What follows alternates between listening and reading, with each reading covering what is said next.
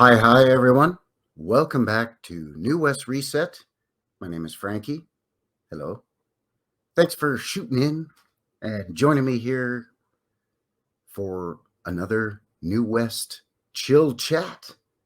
And actually, this is going to be our second chat here today with our friend Old World Exploration. So, welcome, my friend. How are you doing today?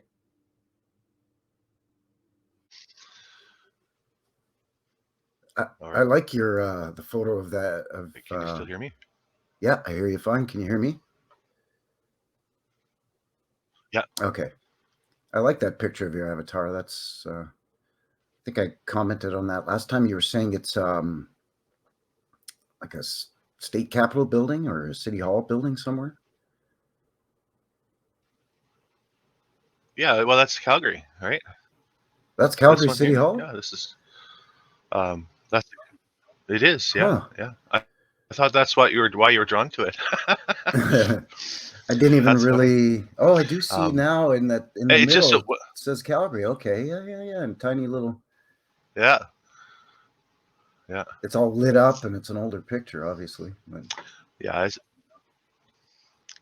Yeah, and it was one of those things when I was just starting my YouTube channel and all that stuff. I needed to get some sort of logo, and it was sort of rushed. Came up quickly on a search, and I liked it because it doesn't make a lot of sense. Again, it's one of those things you see these buildings lit up 100 years ago. Throw it on the background and Yes, that's right. scratch your 100 head a years little bit. ago, these buildings are all lit up, and you're like, wait a second. More than 100 years ago. And yeah. That's a lot of Christmas lights. Yeah, that's very, very So how have you been? it's very Griswold looking. I've That's been doing right. really well. That's right. It's super, super cold here today. Oh, is it? Same as here. Same. Let's have a competition. It's What are you minus at? 33 with the wind chill. Oh, want me to? Oh, okay, I'll check ours. I'll check my phone, my trusty dusty phone, and they're telling me minus 36 with the wind chill. Oh wow. Minus 24 without. Wow, Merry Christmas. Yeah, exactly. And speaking of which, Merry Christmas, by the way, and Happy Holidays to you. Yeah, same to you. Same to you. I hope you'll make the best of it for sure. Oh yeah, I'll do my best. I always take the time to over the holidays to spend some time with my family. Really, that's kind of what the holidays are all about. It's not so much gifts and all that, just kind of hanging out with my parents, my sister and brother-in-law and their kids, and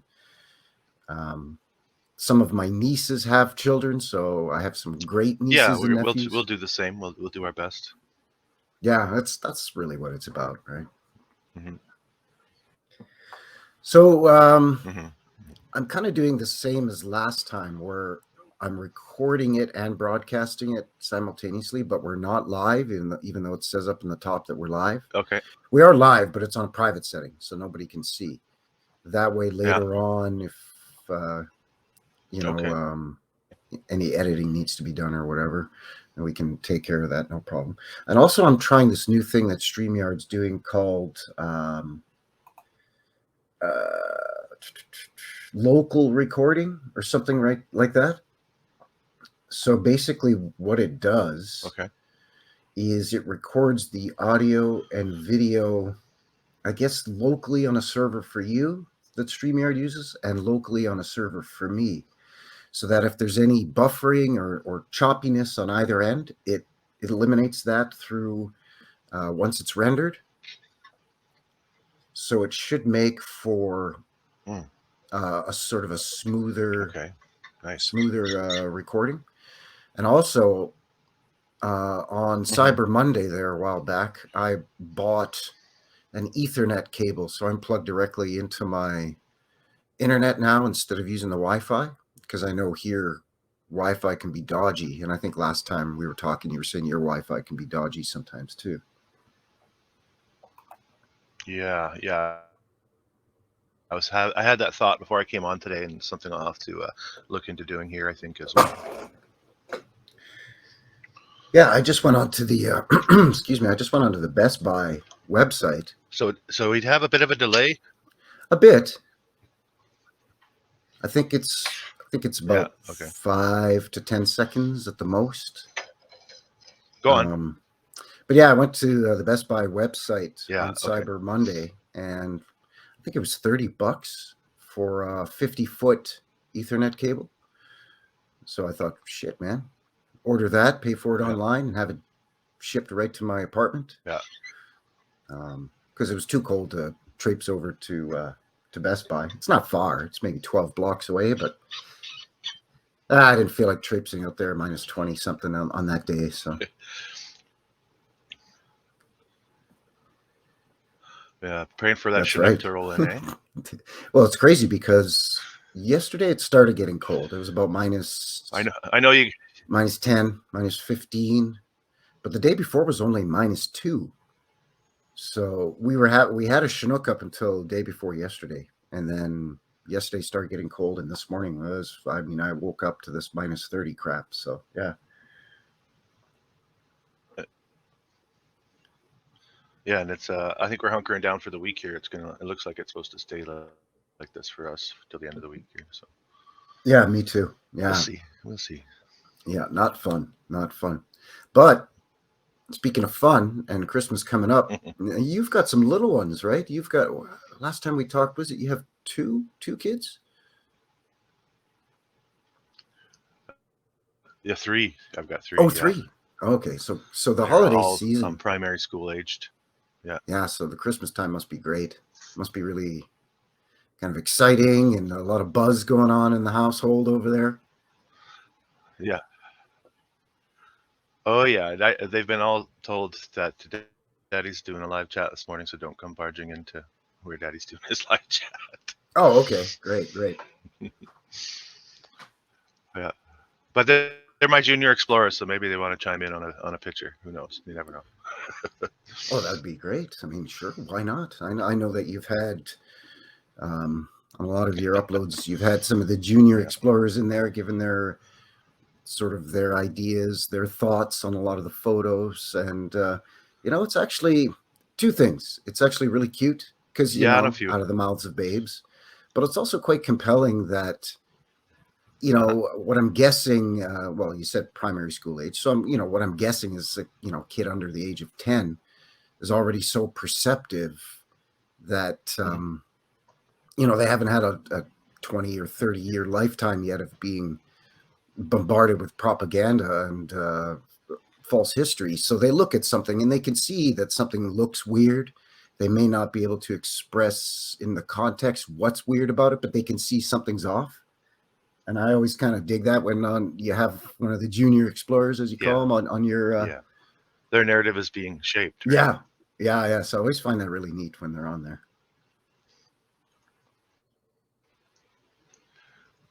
Yeah, it's interesting to get their perspective, and things they seem to make a lot more like intuitive sense to them, where we have to sort of rack our brains to figure it out. I do notice that sometimes, even when I'm on the couch showing them photos of wild places that I'm looking at online, and they look at it and they know it's just it doesn't fit the narrative that they're being spoon fed right now, for one, and what we were spoon fed when we were young. Right? Yeah, that's right. That's right. And Yeah. maybe that's why I think about like myself looking back since I was basically a kid, like let's say, 8 or 9 or 10. I've always been interested in old stuff. I think partially is because every weekend we were at my grandparents' Hmm. farm. So, and my granddad just kept a bunch of his old stuff. Like he still used the same hammer he'd been using for 60 years. And he still had the old tractor that he'd had for like 40 years. And if it broke down, he just fixed it himself. So I was exposed at an early age to lots of sort of antique stuff. And it kind of stuck with me through my adult life. So I think in some respects, a lot of times our influences in our early lives can sort of shape or mold things that can become maybe not necessarily a driving force in our life, but kind of little side interests, things that have always kind of sparked our curiosity, you know?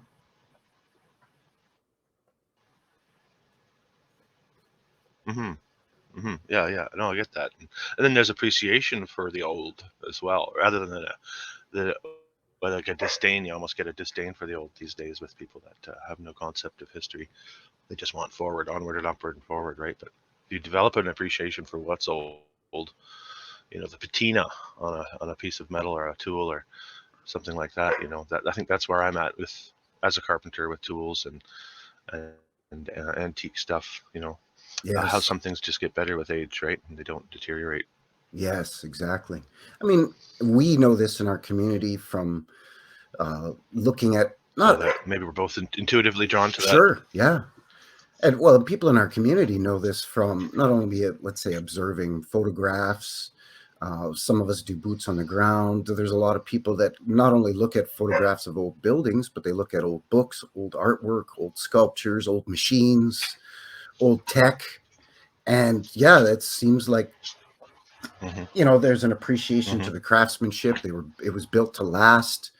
A lot of times they were user friendly, so laymen could swap out a part or make their own part. If, let's say, a spring wore out on some lever on some doodad that you were using, you could just tighten your own string, put it back in, and the thing's working like new again. Whereas these days it's almost like disposable. Oh, the iPhone 11 is Yeah, obsolete now, yeah, so I'm exactly. gonna And then we're throw we're it in a so bin. You know. yeah, it's a what is it? Planned obsolescence, I believe they call that. Everything is made to be broken. Yes. It's part of our throwaway culture, right? Yeah. When I was a kid, we Yeah, had the and which same. I would suspect people in our community have. Well, I know people in our community don't like it. Yeah. Well, when I was a kid, we had the same Go ahead. Zenith television for like 20 years. These days you're lucky if a TV lasts you 2 years. Yeah, yeah, or like the old washer dryers and refrigerators from the '60s still running. Yeah, And my dad has. and then you buy a new dishwasher and It's funny you say it that. gives you. I've actually bought coffee makers and dishwashers that last 5 years almost on the button, like they have a trigger switch. Yeah, it's weird, right? I've noticed it in some appliances. It's funny you mentioned the old refrigerators. My mom and dad have two of them. They have one in the basement. It's kind of like the beer fridge, and they have one in the garage that they use just Mm-hmm. sort of this again like an overflow sort of refrigerator because the access the garage from inside the house through the kitchen, right? So the extra milk and all that kind of stuff goes in the old Mm-hmm. refrigerator that's in the garage too, and that thing's from the '60s and it still runs fine. You just got to defrost it like twice a year and it's good, Uh-huh. you know.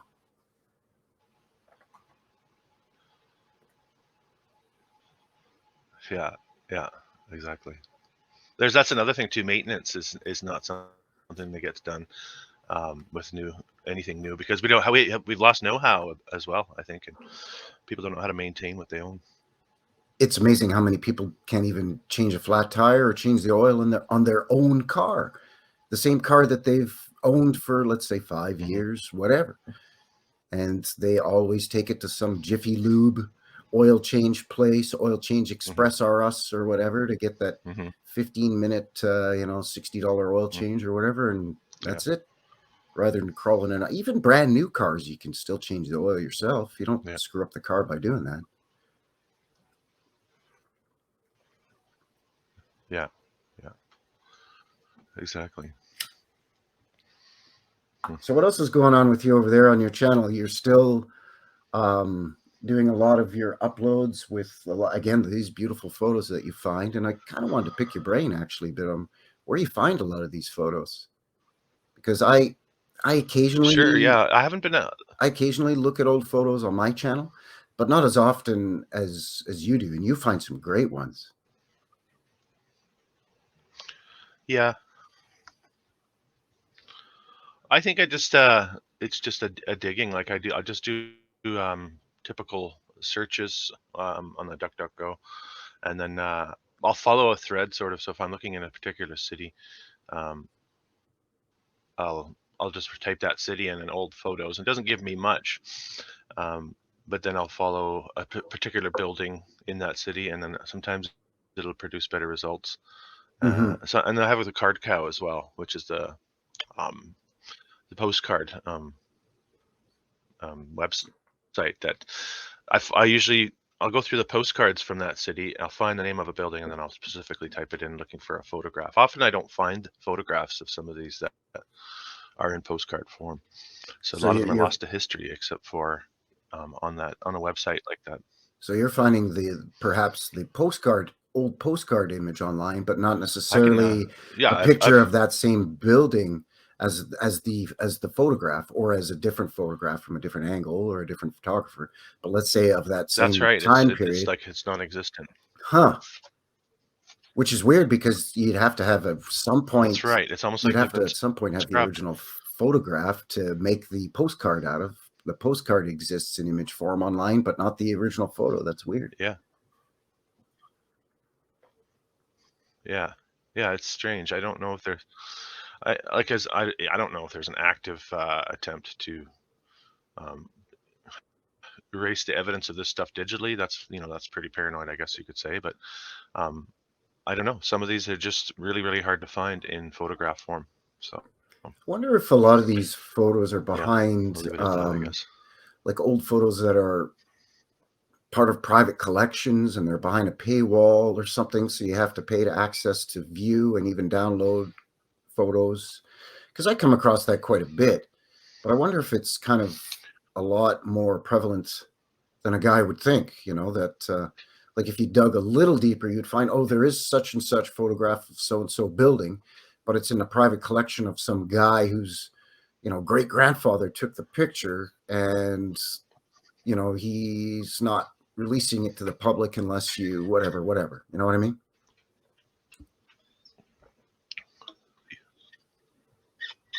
Yeah, you're probably spot on there. I'm sure there's a lot of that going on, especially if there is a deliberate attempt to hide, like we were talking about. Grandpa was a Freemason. Yes, yeah. That type of thing. Yeah. If there is a deliberate attempt to hide some of the stuff in private collections,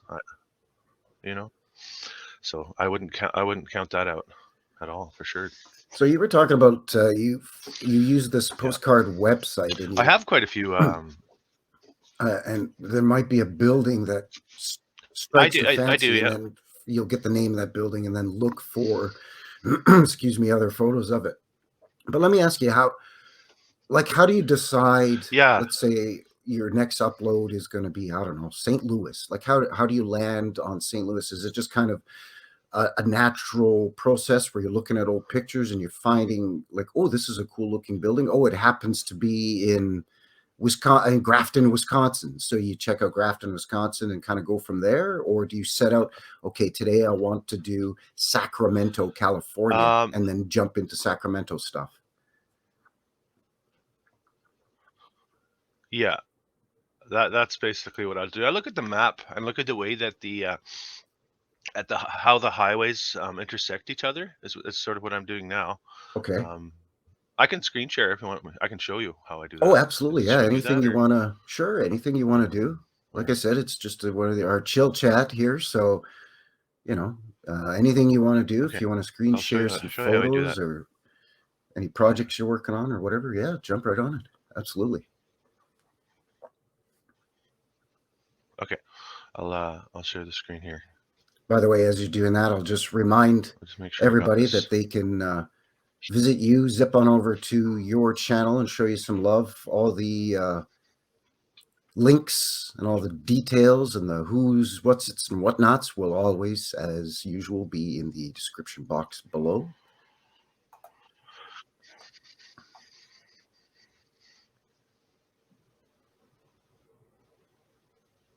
Okay. Okay. Are we good? You can see what I'm doing here? I can. I'm just going to quickly open up the YouTube. So, I mean, you probably noticed even though it's in private setting, it still shows up on the YouTube, so I can make sure that when it is uploaded that everybody can see it. I think they can, though. Let's see here. Yeah, perfect. Perfect.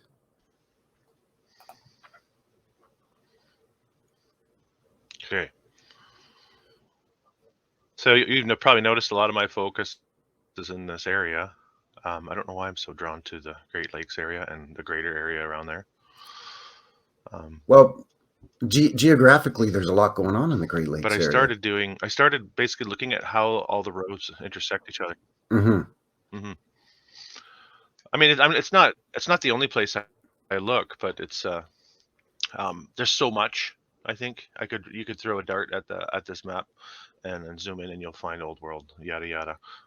I would I think agree. Yeah, yeah, I would so. agree.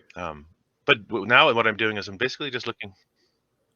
You see how the highways intersect? Like you have all this, and you have the cities at those. That's why I do kind of pinpoint those because I think it's the infrastructure. Um, it's old world infrastructure, so they had to have been a part of this whole grid system. Although I know a lot of highways weren't there then, but the railroads were. Um, Yes, yeah. but like for instance, this might be a place I'd look at. Albert Lee, I haven't, but because it intersects here, it might be a place that is worth a little bit more interest. So that's just one way that I like to do it, and it's really for me, it's just alleviating not boredom, but it's a hobby of mine, so I actually enjoy it. Like I said, I think I told you last time, it's like playing solitaire for some people on the computer, where you Yes, just kind of yeah, scroll through these areas that you've never been to or heard of, and check out what they have to offer from late 1800s. yeah. Well, I would actually take it one So step further I as have a well. file. I would take it one step further as well and say Go on. it's not even so much like playing solitaire on your laptop or whatever. It's just gaming in general, right? It's whether you're playing a game online or on a Mm, console mm, or any kind of video gaming. sure. uh, there's elements of adventure and investigation. There's some points where you're just mashing the hell. A guy's beating the hell out of the controller to defeat a boss or something. But then there's other points in the game where you have to strategize and use your brain. So there's sort of like the excitement of making a discovery when you're messing around on the map, let's say looking at places, can kind of compare to a lot of what the emotional Yeah. fun of gaming and the adventure and all that sort of thing. So yeah, I totally get what you're saying there. It's some people have That's a good different analogy. I interests like and that different actually. It's hobbies, but a lot of times these hobbies are for the same reasons, even though the hobbies could be worlds apart, right? Yeah, exactly. Yeah. So I wondered if you're interested in going through one of these locations together and just sort of like I do on my videos, but the two of us chiming in instead of just Absolutely. me. If you're interested in doing something like that Yeah, that would be with great. me, Yeah. uh, you can see this list here. I mean, you choose the location. Oh wow. I'm easy Well, let's keep it Canadian, eh? unless you want me to. So a guy's looking at Is there anywhere you've been? Anywhere on here that you've been? uh I've been to Hamilton, but it was a long time ago. It was before the age of 10 because I moved to Alberta when I was 10.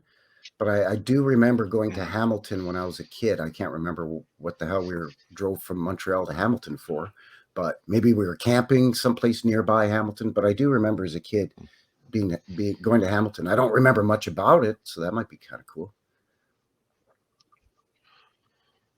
Yeah. Check out Hamilton. Oh, it's empty. Oh no. I have yet to. You're such a tease. I thought I've looked in Hamilton. That must have. All right. Well, how Sorry about about that. I owe you big time. Now I got to make a good Hamilton file for our next chat. well, how about something then in that Great Lakes Let's see if area they're that all you empty. It can be something in the U.S., but the Great Lakes. Okay, somewhere in here, maybe Dubuque, Decatur. Sure, yeah, yeah. Or Yeah, I even don't. Green Bay, Did I do Wisconsin. Toronto? No, I thought I. Okay, let's do Green Bay. That's a good call. So I'll do just like I start with my videos. I usually just zone in for people that don't know the region, right? Yeah, to kind of get an idea of roughly where the place is and where we're looking at here. Because a lot of times There's context Green Bay, and is important, the right? geography is actually it's interesting too. Yeah, yeah. I try to provide a little bit. I mean, it's really just visuals, but a little bit of historical narrative and then a little bit of geography before we get into it. Yeah, I try to Here's Green Bay. do. All I've ever thought about Green Bay is cheese and Packers. To Yeah, be honest with you, that's my. of course, right? Because that's the I mean, it's a simplified stereotype, like distilled. everything, right? That's the simplified distilled narrative we're given. Okay, Green Bay, Wisconsin is all about cheese and the Packers, and that's all you need to know. Now move along. No more questions. Move along. Yeah, yeah. It's pretty sad. That's right. Yeah, you don't want to go there. You don't want to. That's kind of that. What you don't. Why would you ever want to go there? That's you get that from a lot of places too. That's sort of tied in with the location. Some of these, especially Midwestern areas. Hollywood is really told, put into our heads that you don't want. Why do you want to go to the Midwest? There's nothing in the Midwest. Yeah, what do they call Yeah. that in the States? So They call that that's part of it, I the think. flyover states or something like that, because supposedly nobody ever travels to these areas, and it's I think it's some of it might Oh have yeah, to you do with the fact that just go there's a through it lot from hidden there. L.A. to New York. Yeah, exactly. Yeah, don't bother Yeah, with I mean, don't bother with that's Kansas very or possible. whatever, you know. Well, if you look at really old maps, it's because Hmm. that was part of the All right, let's get to Louisiana this. territories, and it was part of prior to the western expansion of the United States. It was all just either Native American Indian reservations, or it was part of the old Louisiana territory. So in the birth of the United States as a nation, it wasn't Hmm. really included initially. So it's like, why bother? Yeah, yeah, yeah. The Louisiana Purchase. Yeah, yeah. I think you're right. It's a part of obscuring the true history of our past, basically. Yeah. Yeah, because they want us to follow the narrative that So everything let's is just roll through, older and and more I mean, developed. again, a lot of. Everything's older and more developed in the East, and then perhaps on the West Coast, like Vancouver and San Francisco and LA.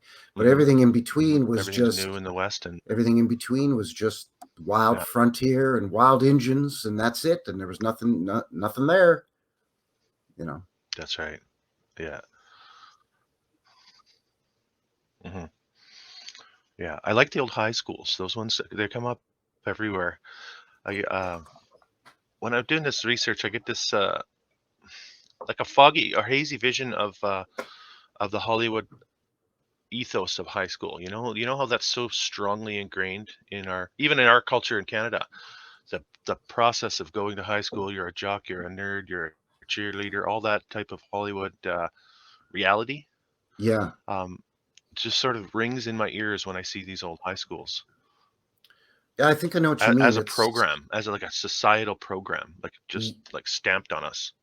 Sure. Well, really, if you think about it, in sort of in our quote unquote modern Western society, we don't have a lot of what would be considered rites of passage for young men and young women like there used to be, or like there still are in older cultures or Mm, in, let's say, Eastern cultures or what have you. So going to high school and navigating that whole mhm, social thing has become the new rite of passage for a lot of young adults. And getting back to what you're saying too about, predictive programming and all that kind of stuff. If you think about it, even movies or television shows where the target audience are adults far removed from high school age, there's a lot of shows and movies that take place in and around high schools. Like Back to the Future. I mean, Marty was a high school mhm. kid, just as a quick example. Spider-Man, one of the Mhm. hugest pop culture icons in Yeah, history. it's Peter Parker was no, a high you're school right. kid at first, right? Yeah. And I think you're Oh right yeah, too yeah, with yeah. it. It splits Yeah, people into little it's not just a boxes. place where you learn the new narrative.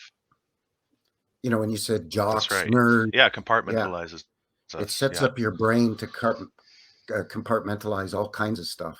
Hmm. Yeah, Yeah. It makes us very basic in our thinking, which is I think is the intention, like to categorize everything and everyone, if that makes sense. yeah. Right. And then if it doesn't fit into any kind That's of category, part of then a you huge can part. They're the places discard that it. that gets done or where that begins, I would say. Yeah. Hey, let me Yeah. ask you something. And now we're at 100 years of this. Go Yeah. ahead.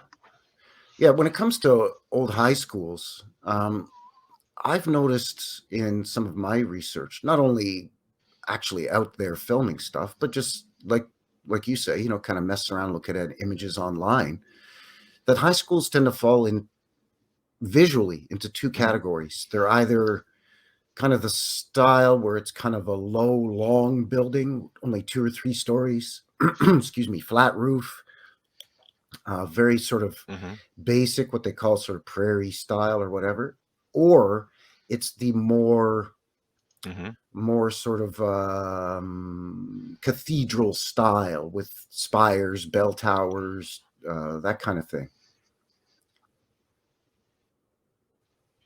Hmm. Well, I think I almost feel like those cathedral style ones were a mistake on the resetting of a narrative. Yeah, They because should they don't never have really used those look as high schools. like high We might have schools. bought the long 2-story, 3-story. Yeah, those are the ones that jump out at us, right? It's Mm. like, come on, guys, it's sloppy. That's sloppy, I think. Excuse me. Yeah, awfully So, I fancy mean, I looking think for a there is a bunch lot of of. uh, I think that awfully fancy looking for a bunch of 15-year-old kids yeah, who, too fancy, right? There's a lot of sloppiness, and well, okay, I had a student that was from Ottawa, and he had attended a high school there that was Old World building. Oh man, I should dig that up. I have to remember the name of it now. And he said that the fifth floor was off limits of that high school, and the students all had rumors about what went on up there, like it was the old wives' tale type thing, student-wise, right? But huh. it was definitely an Old World building. There's no question about it. There's some fishy photos.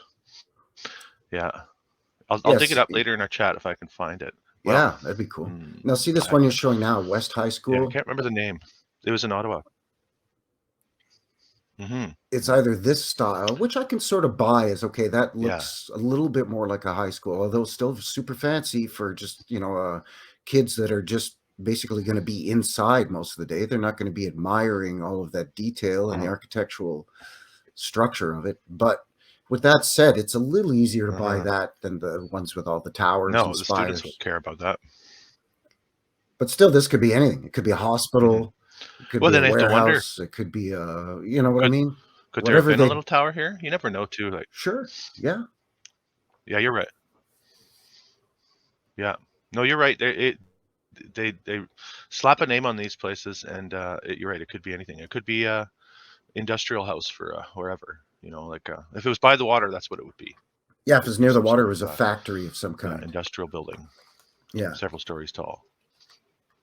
That's right. That's right. Yeah, or federal buildings gets very similar look here.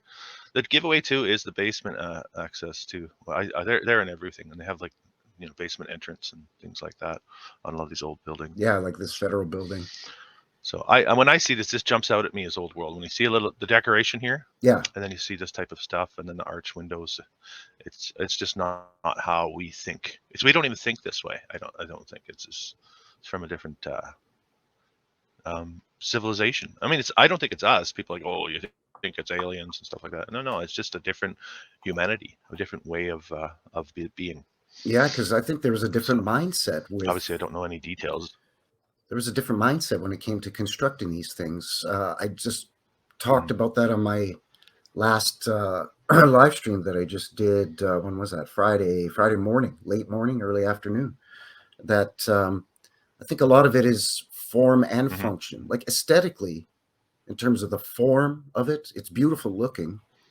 But I Hmm. think that there was some kind of function to a lot of, maybe not necessarily the carvings over the doors and stuff, but to a lot of the little trinkets and bobules and Or doodads how, that we see on the roofs of these yeah. things. And, Well, how about this? How about they knew that form and function worked hand in hand. So even when make something that appears formless or plain, the function of that is plain. Like that's the brutalist architecture, right? So they knew in what they were building that the function and the form had to be blended. Like it was the only way they knew how to be or to build and so on. Like that's I mean, it could all be okay. This is a tech and this is energy comes down through here and charges this and this. And I know a lot of people get right into that stuff, and it's possible, but that might even be taking it too far as I'm concerned. It could just be, it's a part of the energy of the building and the culture is to build that in that style. Yeah, I think when we see a lot of really tall towers with what looks like old antennas on it, that perhaps could have been some kind of energy or ether gathering device. But like you said, a lot of the beauty of the sculpting could also be emitting an energy, but it's just that positive vibe energy that you get by looking at something or listening to something or tasting something or touching something that is beautiful. Yeah, so like an energetically holistic culture. Yeah. Yeah, I get what you're saying. Not like ours. No. Yeah. What do you think of the Oddfellows? Do you know anything? That's like a secret society, isn't it? Yeah, they're a branch of the Have you ever heard anything Freemasons. about that? I know a little bit about the Odd Fellows and the Shriners. Um, the what's the women's version? Something of the Eastern Star. Uh, because a coworker of mine is quite high up in the local Calgary Freemasonry. Yeah, he's a nice guy, but I kind of pick his brain a bit about Freemasonry, kind of on the download, just to try to mine some kind of information just through casual conversation with the guy. But I know the Odd Fellows are sort of not every Freemason is an Odd Fellow, but every Odd Fellow is a Freemason, kind of like Shriners. The Odd Fellows were kind of, I think, I know that part of the official narrative in the past is the Odd Fellows were started to help children, help orphans. And I know there's a strong link between the Odd Fellows and the orphan trains, orphanages, and organizing where they would ship city kids off into rural parts of the country, not only the United States, but Canada and other parts of the world as well, to go work on farms with foster families and yada, yada, yada. And that was the Odd Fellows. Mm-hmm. Do you subscribe to Mind Unveiled, that YouTube channel? Yes, I do. Yep. He's been doing some interesting, or they, I think there's two of them, doing some interesting work on the reset narrative of the orphans and all that type of stuff, right? Yeah, I've seen I think I've in the last 2 or 3 videos. I don't know if you've a couple seen of those. videos. Yeah. The whole Cabbage Patch thing. That's kind of neat. These couple here, I find that pretty interesting. It's like they're really zoning in on that. You know what? It hit me. Got a lot of attention. I noticed it made it rounds. What hit me about the whole Cabbage Patch doll thing, especially, was when we were kids. I've got a sister who's 3 years younger than me. So when I was, let's say, I don't know, 12, my sister was around 9, right at that age, early 80s, right around that age when Cabbage Patch dolls were all their age and little old ladies were beating the crap out of each other to get the last one at the store. I remember that era. Yeah. My sister got 2 of them for Christmas one year. And I just remember that was the biggest thing for her and her friends for probably 3 years. And you adopted these Cabbage Patch dolls, and they came with adoption papers with a name, a little backstory, a date of birth, the whole bit. Yeah, that's interesting. Looking back, it was kind of creepy. And you have the Stork narrative, of course. The Disney Stork narrative is etched in our minds. Yep. Well, absolutely, it is. Yeah, it's creepy, all right. Yeah. So that's an interesting rabbit hole to go down. I think it's a big part of trying to understand what happened in this period of time. Just so you know, I've switched files to old hotels of New York. So I'll just keep it as background, I guess. Sure. Look at that place, by the way. That's a behemoth. There's some interesting stuff in here too. Yeah. Well, wait.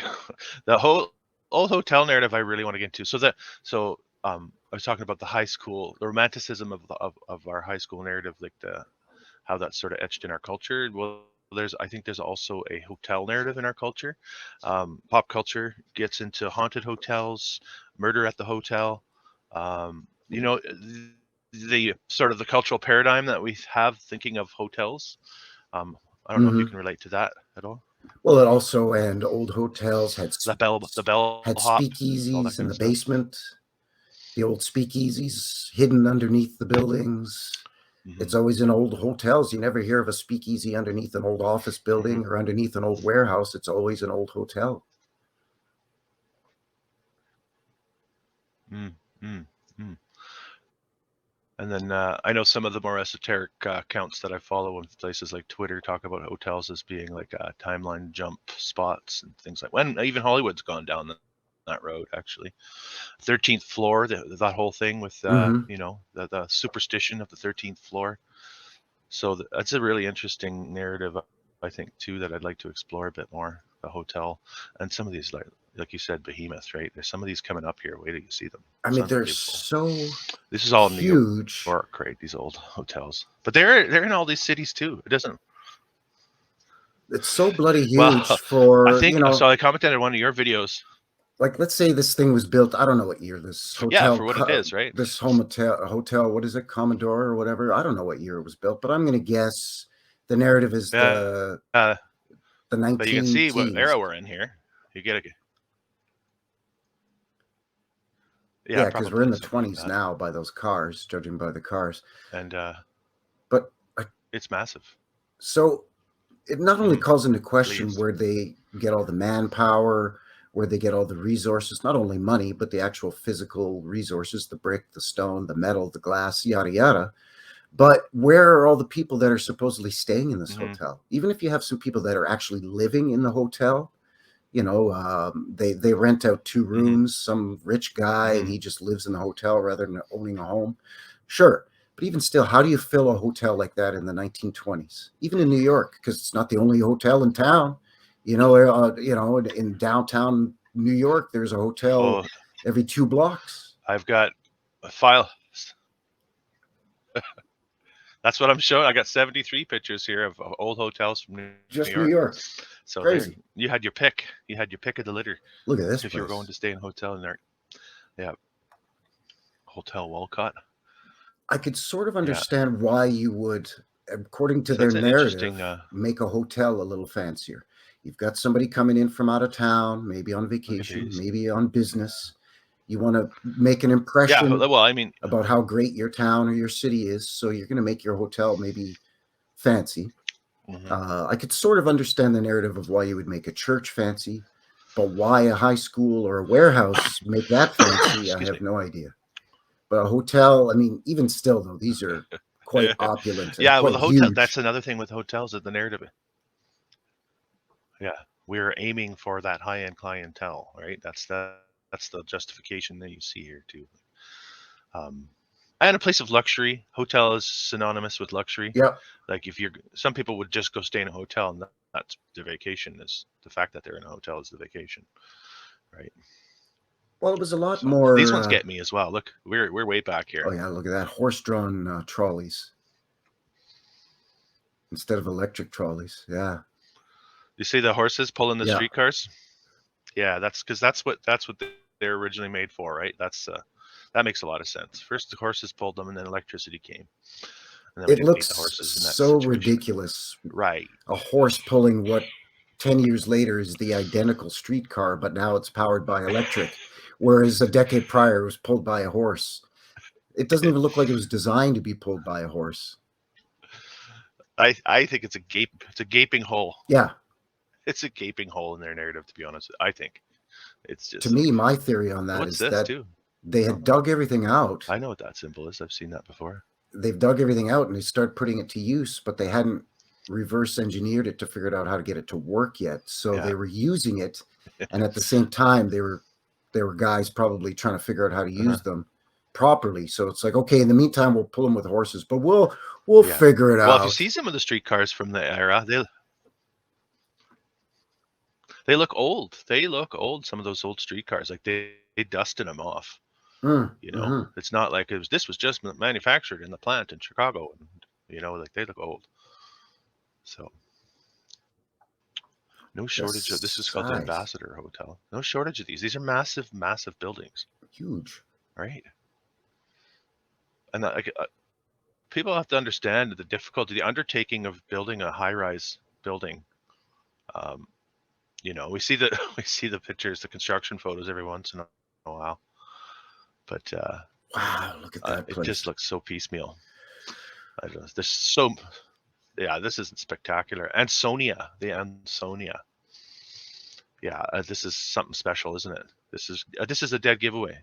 If you honestly think that in 1900, 1902, or maybe even 18s, I should look it up. Hotel Ansonia. Let's look it up. But I'm always it's targeting. got portals, it's got little wrought iron balconies, it's got Yeah, at the top there. yeah, it's got I mean the domes, the spires, of course, all of that is just amazing. Mm-hmm. It has a Wikipedia. Here it is. I'll get out of here, Wikipedia. 1897. 1897. There we have it. Wow. Residential hotel. Mm-hmm. Here, let's have a quick look.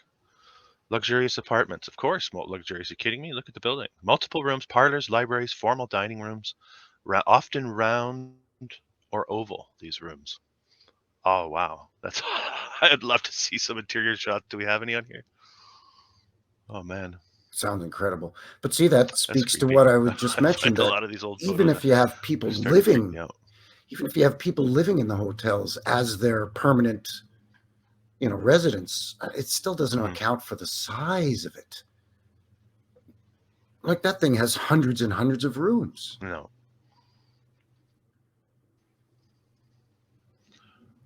Yeah, let's. Look at it. Here we Beautiful. go. Just gorgeous. Yeah, it's It doesn't spectacular, belong isn't it? in where are we? In New York Yeah, still, right? That doesn't belong and in New York. that had to be demolished at least, but 60s at the latest. That looks like No, it should that has to be be in torn down. Bavaria or like the old Czech Republic. You know what I mean? No, that Something like that. Poland, yes, yeah, the detail Vienna, on it, like right? not. Yeah, I mean, yeah. okay. Well, I don't know. New York, you could It sort was of buy converted it, to I a condo guess, but apartment building. It's it's what we think of as, but here you're getting a sense. Look at the detail here, and then this has been clipped, obviously the top, but yeah, look at the oh wow, balconies, the it really is terraces. amazing. Each it looks like each Wouldn't floor that be has something? either a Step out your balcony, balcony have a or a smoke little up there, look at your neighbor. a little what they call a bijou balcony, where it's that sort of half balcony. It's just amazing. A little like half round. Is that what the bijou is? It's Okay, sort of yeah, where the balcony only yeah. I didn't sticks know out that. about half That's as far. Yeah. Well, and then on the edge you got the round balconies too. Yeah, yeah, look at that. yeah. It's I hear what incredible. you're saying. Yeah, Incredible. yeah. Wouldn't that be something Who else? wouldn't want to live in this place? Yeah, Who would I not think I have want another one. to? Here it is again. Let's see if we can get a little bit. Like I don't know, like visually, this is just like it stimulates different parts of my brain than what we build these days. Like even just seeing the curves here, like the mathematics that goes into that, and then of course the physicality of putting it together and the skill that it would take to get all this right. This thing is flawless. Yeah, well, and with somebody who has a It's building absolutely background, flawless. you've got a building And background. then I you, have a little bit of a background in construction mm-hmm, myself. You look at, like you said, some of those toward the top, mm-hmm, where those angles are on those mm-hmm, domes and where it meets the structure of the building. I mean, that's not just a few guys with hammers and nails and some wood and mm-hmm. some concrete and Bob's your uncle. I mean, these are skilled craftsmen, and that costs extra, takes extra time. And by And the not only that narrative, too. there wasn't enough time. People were scratching out a living. Times were tough. Even in New York, we always hear these narratives about Yeah, the the yeah, yeah. the crappy living Uh-huh. conditions in New York, and people were living in squalor and all this. And sure, there was always the haves and the have-nots, but Yep. I mean, Yeah. Couldn't rub two coins together. this is just something else. My goodness. And even think about like you see how it's finished right in. Like it's not a rectangle. It's got this. Like you have to get inside that little alleyway between the building Yeah, now and then finish all this in the same manner that you had access to the outside. This, even setting up any sort of work platform to get this done in here, it's just, I don't know. It just, logic goes out the window. You really have to suspend your disbelief to believe this stuff. I don't know if that makes sense, but Oh, I it agree. just, I mean, you look at a it's photo like laughable to me. that, and Anyone this that this is a hotel wants that, to shrug this off as just the hard work. yeah, this is a hotel that to me it looks like a wedding cake. Like it's just absolutely mind-boggling. Like a guy is just dumbfounded when he looks at this. Mm-hmm. Just Absolutely, amazing. yeah. Ansonia, right? Yeah, This one too. and it's Like, not the only one. jeez, It's wow. not the only one. It's the Astor, Hotel Astor. You have Oh yeah, horse and the buggy, Astor, right? sure, Horse and sure. buggy, John Jacob Astor. and we got this going on. It looks like if you can zoom in a little bit toward Yeah, the it's bottom on the side of the building, it looks this like is there's a ridiculous. railing that's protecting low windows down there. Absolutely, we have like almost a walkway down here. Yeah. That's very common on these old ones as well. Yeah, that's where you would have Yeah, your tea I'll see room, your if I barber can shop find a would be down better there. There might be resolution with something like that. a tavern down there. Yeah, Yeah, cigar cigar shop. shop. Like, yeah, all that, and that's again, that's part of the narrative. We got to rubber stamp this hotel that Yeah, tavern. it has a tavern, a barber shop, and a cigar lounge, and a tea room to account for that lower floor. Cigar lounge, speakeasy, pool, swimming pool in the basement. Yeah, or You even hear that one pools and come up every once in billiards, a a while. billiard hall too, sometimes in the basement. Mm-hmm. This one's advertised as the Barbizon Hotel for women. Just women, I guess. Get this one. That's a pretty. And That's huge at first too. glance, not looking too detailed, but huge still and symmetrical. But and then you get in. Look at this. And here you get some fancy Well, dancy. isn't that always the You know. way? Is And the up here, this is fanciest, most more beautiful stuff is cathedral. way up at the top of the building where no one's going to see it. I mean, if you're on street level and you crane your neck to look up, Who are you trying to impress yeah, up like there? even Yeah. even some guy on the But sidewalk I looking up guess, isn't going to be able to yeah. see all that. You got to be flying by in a blimp or on the roof of a building across the street or looking out the You're in the window of an dirigible. adjacent. That's what it is. Yeah. Yeah, Having your tea. it's crazy. Yeah. I think that airfare, that blimp airfare, was definitely much more widespread and common than we've been led to believe. Oh yeah, dirigibles and blimps and stuff. Absolutely. You know, it wasn't even that long ago that anybody could build their own flying machine and fly it. I'm talking pre-World War II. If you were a farmer, you could take now you can't. you could take like Now you're a 6-cylinder or even an 8-cylinder if you were goofy enough, and from an old Chevy and build an airplane around it and take it up and fly it. You didn't have to have a permit and you didn't have to have this and that. But then eventually, it was either just before World War I or just before World War II. I want to say World War II, though, because you had these crazy farmer crop dusting guys that weren't pilots, but they had their own planes and they could just fly them. So I think there were a lot of flying machines, blimps, dirigibles that were in heavy use prior to the whole, what was it, the Bismarck or whatever that burned up? Yeah, the Zeppelin. The Zeppelin. Yeah, that Zeppelin, Yeah. the Zeppelin company, the humanity and all that. Wow. And then all of a sudden after that, nope, no more blimps. It's probably public health, right? Yeah, I would imagine the argument of public health is made the case for not allowing people to create their own machines that go in the air. Oh right? yeah, it's for your own Because then safety. you're going to hurt yourself. Yeah, because we, the government, care about you. Yeah, sure you do. Yeah. Look at this place, Commonwealth Hotel. Wow. Yeah. And again, look how fancy it is at the top. Right? Look at the bottom. Look at the base here. Right? All the arches. Well, I was just going to say the base is loaded with arches, but the fanciest stuff is always way up at the top. Yeah, I know. I think of that on that jut out portion of that It'd be fun to base of stay, the you know, building. like again, I have that vision in my mind of like hotel to hotel. Yeah. I think, yeah, along the top of that sort Mhm. of base there, that's probably like outdoor dining on the roof of that, or like not up there, but just on the base, the top of the roof of the base of it. There's probably like you could Oh, sit here, up there yeah, on a yeah, yeah, terrace. yeah. And then Yeah. remember, they go in, right? All these they're built the same way. They have this more maximization of sunlight, maybe. Each Yeah. room, as many rooms as possible, get a room with a window. Yeah, and where you're not, That's and what you're these not indentations necessarily have got to be looking about. right into an adjacent window. They space them out as best they can and all of that. Yeah. Yeah. There's some thought to that for sure. Yeah. So it's there's a couple of doozies in here. There's so many too. And Hotel York, like there's, and then so if you're looking at, if I have a drawing like this, it's because I could find no other evidence of this structure in any other form.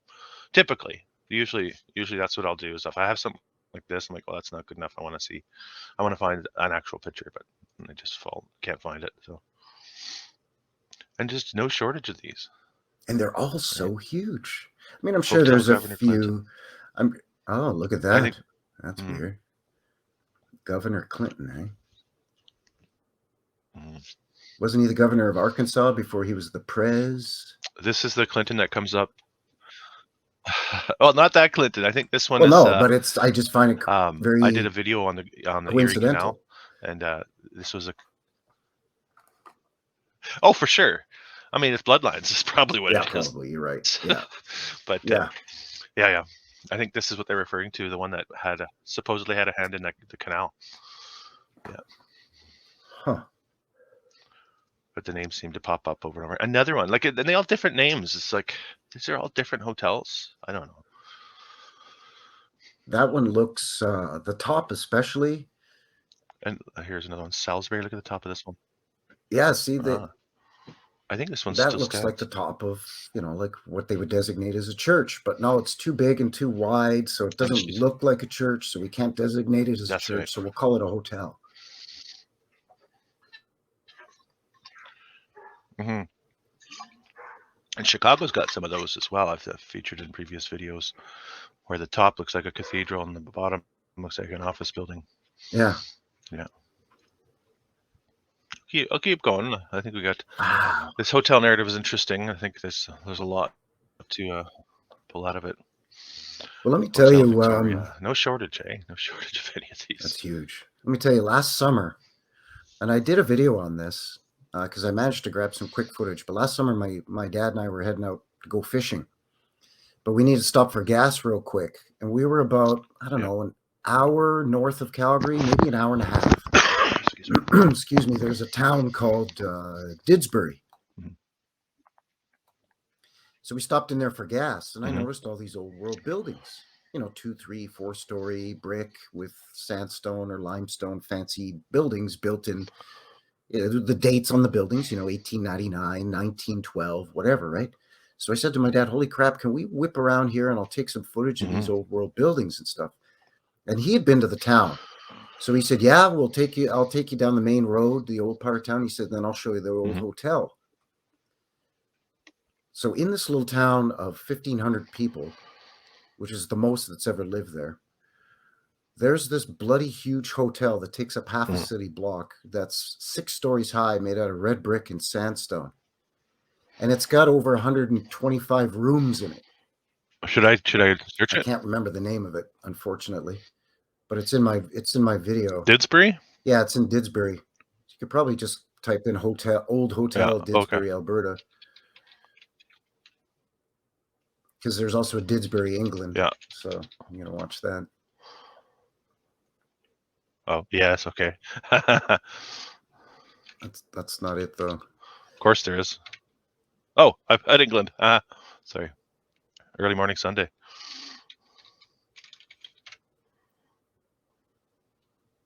Sometimes I get in my head of myself on my searches. Let's try this. Didsbury. Did I spell Didsbury right? DIDSB. That's going to be hard because there it is. Is that it? Yeah, that's the one. Oh no, that's in Edmonton. That's sorry. It kind of Oh, looks yeah. like that. It doesn't have that conical dome on it, though. Okay. Okay. It's see. This is what I mean. It's difficult. What is this? I don't even know where that is. Hotel Canada, Anyway, 1914. I don't want to veer too far off. But go on. Continue your story. Well, I just we come around the corner and he's Listen like, here. "Okay, here's that old hotel, son, built in 1901." The railroad didn't even come into that town until 1926 or 24 or something like that. There was never any red brick factory in that town. Oh, really? Really? Huh. It was just a small farming town Uh-huh. in sort of central Alberta. It's half an hour off the main highway. Like I said, about an hour and a half north of Calgary, which would make it about an hour and a half south of Edmonton. So it's just kind of right smack dab in the middle of nowhere. And when it was built, the population of this town was like 300 and something people. But they have this massive four or five floors, if I remember correctly, massive red brick hotel. And it's not super fancy like some of the ones we've been looking at here in New York. But by that town's narrative, it still doesn't Uh-huh. fit. It doesn't have to be super fancy. It's just way too big for the narrative of that little farming town of Didsbury, Alberta Mm. at that time period. And I was just blown away. And of course, it had mudflood Mm-hmm. windows and It all, makes no sense, right? all kinds of crazy stuff going on. So it's not even in big Mm. cities where they have these It hotels. just, yeah. It's one of those things. It's what is a glitch in the matrix? You know, you have these little towns in the middle of nowhere that have these massive hotels. And again, more than one. There was another live stream that I did about the town of Yeah. Frank, where there was that Frank slide in 1904 or whatever that buried half the town. And then I did a Google drop of the town next to it, which is only a few miles Oh, down the yeah. road. And that little town that only has about, I think, I don't know, 700 Yeah. or 800 people in it, has also a big, massive hotel. And it's like, well, are people flying from all over the world to Uh-huh. stay in Didsbury, Alberta back in 1901? No, because there were no airplanes. So what, you know, were people traveling Uh-huh. from all over the country or all Well, over the continent to stay in some little like, town? what's the implication for population?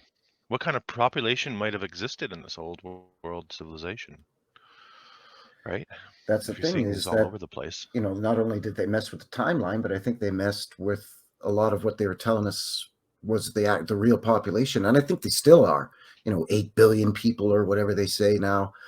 I think they're Mm-hmm. still kind of messing with us on that. I mean, Yeah. short of a guy going out there and actually doing a head count, which would be next to would be impossible. You know, Yeah. so It yeah, would. maybe there wasn't just 700 people living in Didsbury in 1901 when that hotel was built. Maybe there were thousands of people living there, and Mm-hmm. they wanted to hide that Mm-hmm. history, so they invented Exactly. some kind of wacky narrative. So, I mean, this ties in with the whole catastrophic event, that a lot of this research gets into. Hmm. Um, what we think of as rural, were they really rural? Was there infrastructure that was basically wiped out, right? And then what we're looking at now in some of the what we think is a natural infrastructure is the result of cataclysm and devastation, right? And then we sort of dug ourselves out of the mud. And in some areas we didn't dig ourselves out of the mud. We just left the mud, and the trees grew on top of the mud, and whatever else it might be. Yeah, that's why I think You know, here, especially in southern Alberta, we get I think the it's. rolling hills, right? Where it would have been like a slow moving mud flow that creates these sort of almost like waves on the water, not big, massive, crashing, crushing waves, but waves on the ocean, the Mm, movement of the tides and mm-hmm, what mm-hmm, not and what have you. I don't know. A guy's not a sailor, but you know what I'm saying. So the mm-hmm, rolling hills of the mud, eventually, like you said, it hardens, mm-hmm, grass and trees grow over it. And if you didn't know any better, it's just the rolling foothills before you get to the Rocky mm-hmm, Mountains or whatever. Look at the top of this thing. That's amazing. mm-hmm, mm-hmm. I mean, I know. That Well, is so hard to trees. do. Most trees aren't much older than 300. If you find a 300-year-old tree, that's old. Oh, this, yeah, yeah. I know. Um, Incredible. it almost feels like yeah, a lot of the foliage is so young. I'll switch to so I'll switch off the hotel, and there's some crazy ones in here. Like Wow. I Oh like yeah, these there you ones. These go. are nice. Okay, let's do this one for a bit before we switch off. Yeah, this is Hotel Manhattan. So let's take an overview. Okay, there we go. Hotel Manhattan. So no small structure, right? Look at this subway. Yeah. That's the subway entrance, isn't Yeah, it? that's the subway entrance. Look here. You see, here's the lights. This is, remember, Stuff Beagle did a really good live chat a couple months back on the street lights. Yeah, the You know, pavement I lights. can't remember, sidewalk lights or whatever I they're called. found some of those here in Look at Calgary, and my this. This is video. all of this is that to light up the air, no doubt, to light up the area down below. Yeah, I found some of those here in Calgary. My video that went up this morning, Sunday, by the way. Today is Sunday, December the 18th, by the way. But my video that went up today was I found some pavement lights here in Calgary on 7th Avenue.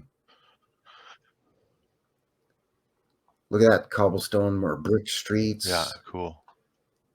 I love the I love Old, the juxtaposition right? of the Like I streetcars point this and the out a lot horse in and my buggy. videos as well. This is old. Yeah, getting in the way here, crossing the tracks, the horse and buggy. They don't have to follow the tracks anymore. The horses, they probably love it. They're unfettered with the wagon Yeah, wheels. that's right. They don't have to pull these guys anymore. That's right.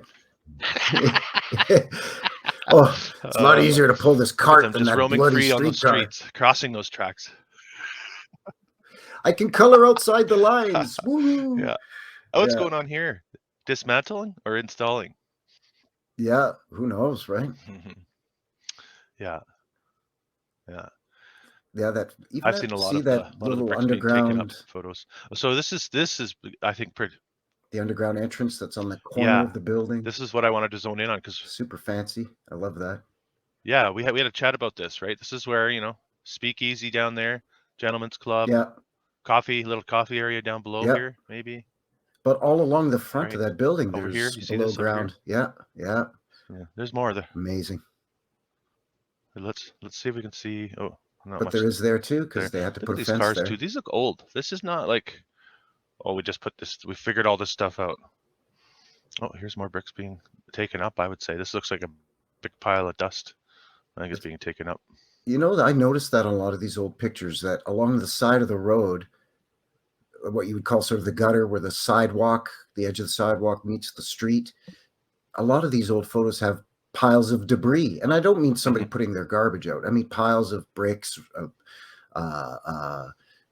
wood, stones. And then you're like, oh, well, it's a construction site. Well, no, because the building right next to it is finished. So they're not working on that building. So why is all that shit piled up there? Yeah. You know, were they clearing something out and just haven't hauled it away here's yet? here's a good one too. Let's here, I want to dissect this one. Yeah. Let's so this is the Hotel Manhattan. So it's basically to what you were saying on the here. Let me just check here. Hotel Manhattan, New York. And let's go. They probably won't find it. They're probably like 8 different versions, but old. I'll go old. Otherwise, we're just going to guess it. We might just end up guessing anyway, but 10/6 historic. Okay, it's probably in here. It is. Yeah, that's it right there. Yeah. So what I'm getting at is I want to figure out when they say this thing was built. Okay, that's a St. We get the backstory on a bunch of these bitches in here. Let me just Warwick. No, Warwick. The Carlisle. There's always a Carlisle hotel. I assume it's in here. The Plaza. All old world. Look at it all, right? It's just. Ooh, the Pierre. Fancy. Maybe it's not in here. We looked at the Algonquin, didn't we? Yeah.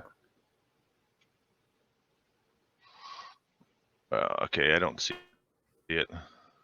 No, it just mentions Manhattan. Okay, so sorry about that. No, that's fine. Let's take a guess. Keep rolling. This building, when do you think this was the narrative? When do you think they tell us this was built? I'm going to say that they are going to Early stay. 1900s? I'm going to say 1897. That's a good shout. That's a good shout. And then, do we have a date on the photograph? Look there. Look, they've scratched this out. That's interesting. And then they've Not sure. 1904. Copyright 1904. Not sure why they scratched it out, because it's the same wording above and below, like 017419 Hotel Manhattan, New York. I know, right? Same thing. Maybe they didn't like this. I know. Isn't that odd? So this is the Detroit Photographic Company, which actually Mind Unveiled did a good video on that company as well. But they do provide us with some fantastic old photos, that's for sure. Yeah, like this is a nice photo. Nice they, res on this one. Basically exposed this company for doctoring photos as well. It is, yeah. Okay, so let's continue with my hypothetical or storyline here. So you say 1897. I think it's a good shout. Anything earlier than that, I think, is a stretch for the narrative. I mean, maybe to the 1880s, but this thing, I think they need to pull these up as close to 1900 as possible. Yeah, for I it mean, to make sense according to our narrative. Like I sort of backed it up to about the late 1890s because it's New York, right? So now our narrative is, New York is really old, and it's, New Amsterdam and all that stuff, right? Yes. Yes. Yes. And isn't no, I hear you. So 1904 is the photograph, 1897. And isn't part of the narrative of why New York was renamed? Yeah, go on. Why Toronto was renamed, because Toronto used to be called York, and New York was New Amsterdam, and then they changed New Amsterdam to New York, and then Toronto changed from York to Toronto, I think, to New York, because of the confusion between New York and York. Huh. I'm not 100% on that, but... And there's still a lot of York in that area. Well, yeah, there's North York and all that, and then there's still York, England, of course. Interesting. Yes. All right. So let's go back to, so we're less than 10 years old, according to our little hypothesis on when this was built. And this is a 1904 copyright. Right. So about 10 years old, say, this building, in this photograph, right? Mm-hmm. So to me, the dead giveaway is this area down here, to me, this area. Look at the street. Yeah. Look at the wear and tear here. Yes. These are sectioned too. I think a lot of these are stone in these old sidewalks. It looks like there's a patch just to the... so this is a dead giveaway. Just to the right of where those guys are crossing the street, it looks like there's a patch on the road. Yeah, and here. Yeah. Oh, here. Looks weird, right? Is that what you mean? Yeah. Yeah, for sure. Look at, you can even see how rounded this is. This is it all. It's old. This is old. So to tell me that 10 years previous to this building was being, this excavation had to, 15 years, let's say, this had to be excavated and then built from the ground up or below the ground up. And then you're telling me that this all is fresh within 10-year period. That it doesn't make sense to me. My mind says, I don't think so. This looks like it's well intact and it's been there for a long time. That's what all this looks like. Definitely the condition of the street looks very worn, very used, very aged. Mm-hmm. Again, the piles of debris everywhere, the patchwork done.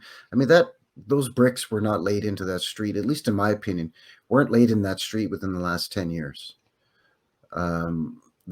You can see how there's waves and lumps and bumps in it. Again, the patchwork on it. You can see debris and mud along the gutter as well. And don't forget, they had street sweepers and guys to clean up the roads because there were horses everywhere. So they didn't want horse manure, right? They didn't want road apples all over the damn streets. So they kept them fairly clean. Yeah, that's what road apples are. Horseshit. Yeah. I didn't know that's what road apples are. I've never heard that term before. Brings a whole new meaning to the hip album. Yeah, that whole tragically hip album's called Road Apples. Yeah.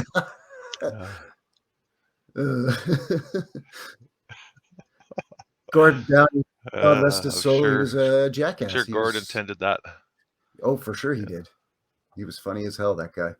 Yeah. Look at this thing on the top. Yeah. Now you can see weathering on the side of the building too, in the stonework Wouldn't you on like the to stay up building. here again? The wraparound balconies. Mm-hmm. And then they get the Yep, rails.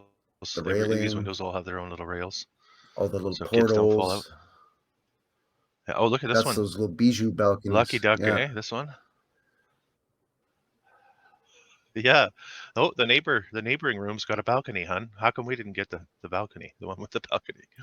Yeah. Got a, Cost a little extra for this yeah, an room, extra right? $20 a night. Compared to the ones next to it. It's interesting. Yeah, that's right. That's right. Yeah. Those are probably the rooms, And then of course these. the ones with those little Why did you balconies have to are, put these on each, and why just on this floor? well, yeah, you can't see them from, unless you like half hanging out the window, you would never see that. And then from the ground, you won't see Look at that. this. You see The this? statue's holding up the balcony there. What do you make of? That's easy to do, right? That's Oh easy. yeah, Why sure. wouldn't you in 1897 Two make a guys could do statue that. instead of a 90-degree bracket? You get a couple of Italian stoneworkers there in 1897 in New Sorry. York with some chisels and That hammers. cracks They me up. could whack that out in a couple of days. Well, Get Mario and Grandpa's Luigi up Italian there. stoneworker, right? So Grandpa's a Yeah, wizard with that chisel. sure. You get Giuseppe up there, and he's got it done. Oh man. Yeah. He learned the ways. He learned the ways in the old country before he emigrated on the boat. That's right. Right. That's the narrative. right. Incredible place. Yeah. Yeah. Even this thing. Look at not far over. Look at this. This has got to be some sort of opera house or something. Yeah. Look at this Look how structure fancy here. that is, right? Oh, columns up here, not down here. Columns up here. Right. And then the side is just that. So the And columns facade, way up right? there This thing. too. They're made to be look at these guys at the top. Isn't that fantastic? Yeah, those things that look like Yeah. urns. Interesting. Yeah, they're you see those everywhere. Sometimes they're round, sometimes they're squared Energy like those. container. An urn is a container, right? Yeah. You do.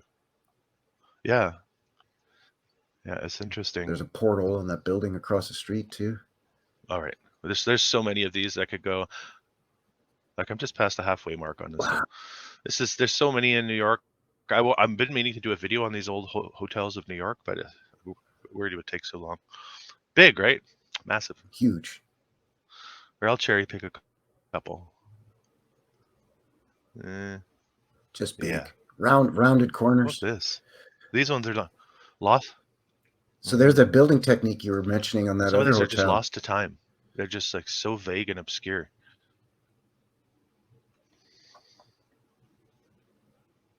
They sort of make those sort of indents to allow maximum sunlight in all the windows and stuff. Oh, there's a blimp in the picture. There we go. Yeah, you start to see the infrastructure repeat itself, right? Look at this. I did noticing this now too. Look at this. Why would you have that just there? Look at how many stories up, and this room gets columns and arched. Yeah. This area, this office building is paying a little extra to decorate that corner. I think that's funny. That's the corner right? office. This little spot right here. That's the corner office of the CEO of whatever company is in that building. So it's got to be all fancy on the outside. Jeez. Yes, it is. CEO, they needed fancy, the CEO. Yeah. That's cool that there's a blimp in that shot. Oh, the Hindenburg disaster. It just popped into my head. The Hindenburg. Oh, Hindenburg. That's that Zeppelin that burned up. Yeah. The Hindenburg. Yeah, okay. Yeah. The Hindenburg was a Zeppelin? Is a Zeppelin the type of vehicle? Zeppelin was the company that made that type of blimp. And Hindenburg was the name of the vehicle? I think that might be it. Yeah, the Hindenburg was the name. Yes, German made. Yeah, the Hindenburg was the name of that one particular blimp that caught fire. And then, of course, after that, no one's allowed blimps except Goodyear. Goodyear, for some reason, could still use blimps. I don't know why. Yeah, right. But only at football games. Oh, yeah, that's right. Or state fair or something. That's it.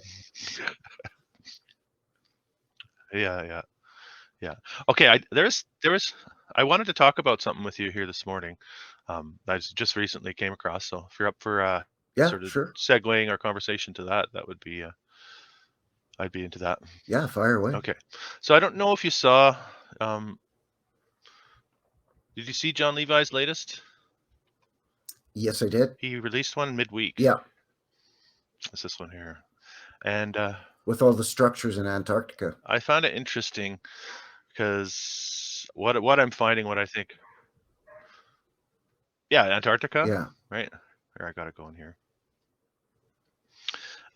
And it looks like, ruins of Antarctica, which we're obviously no one's ever seen before, which is exciting. I love the topic of Antarctica. I think it will unlock, or it unlocks a lot of the mysteries of our existence, but we just Yeah. don't have access to much of that, I Yeah, think. I found this to be quite So fascinating I because got in on the comment thread there, and I think prior this is interesting. I love Antarctica. prior to this, I had never seen ruins like this in Antarctica. I'd only ever seen the ruins of the old whaling, fishery stations, where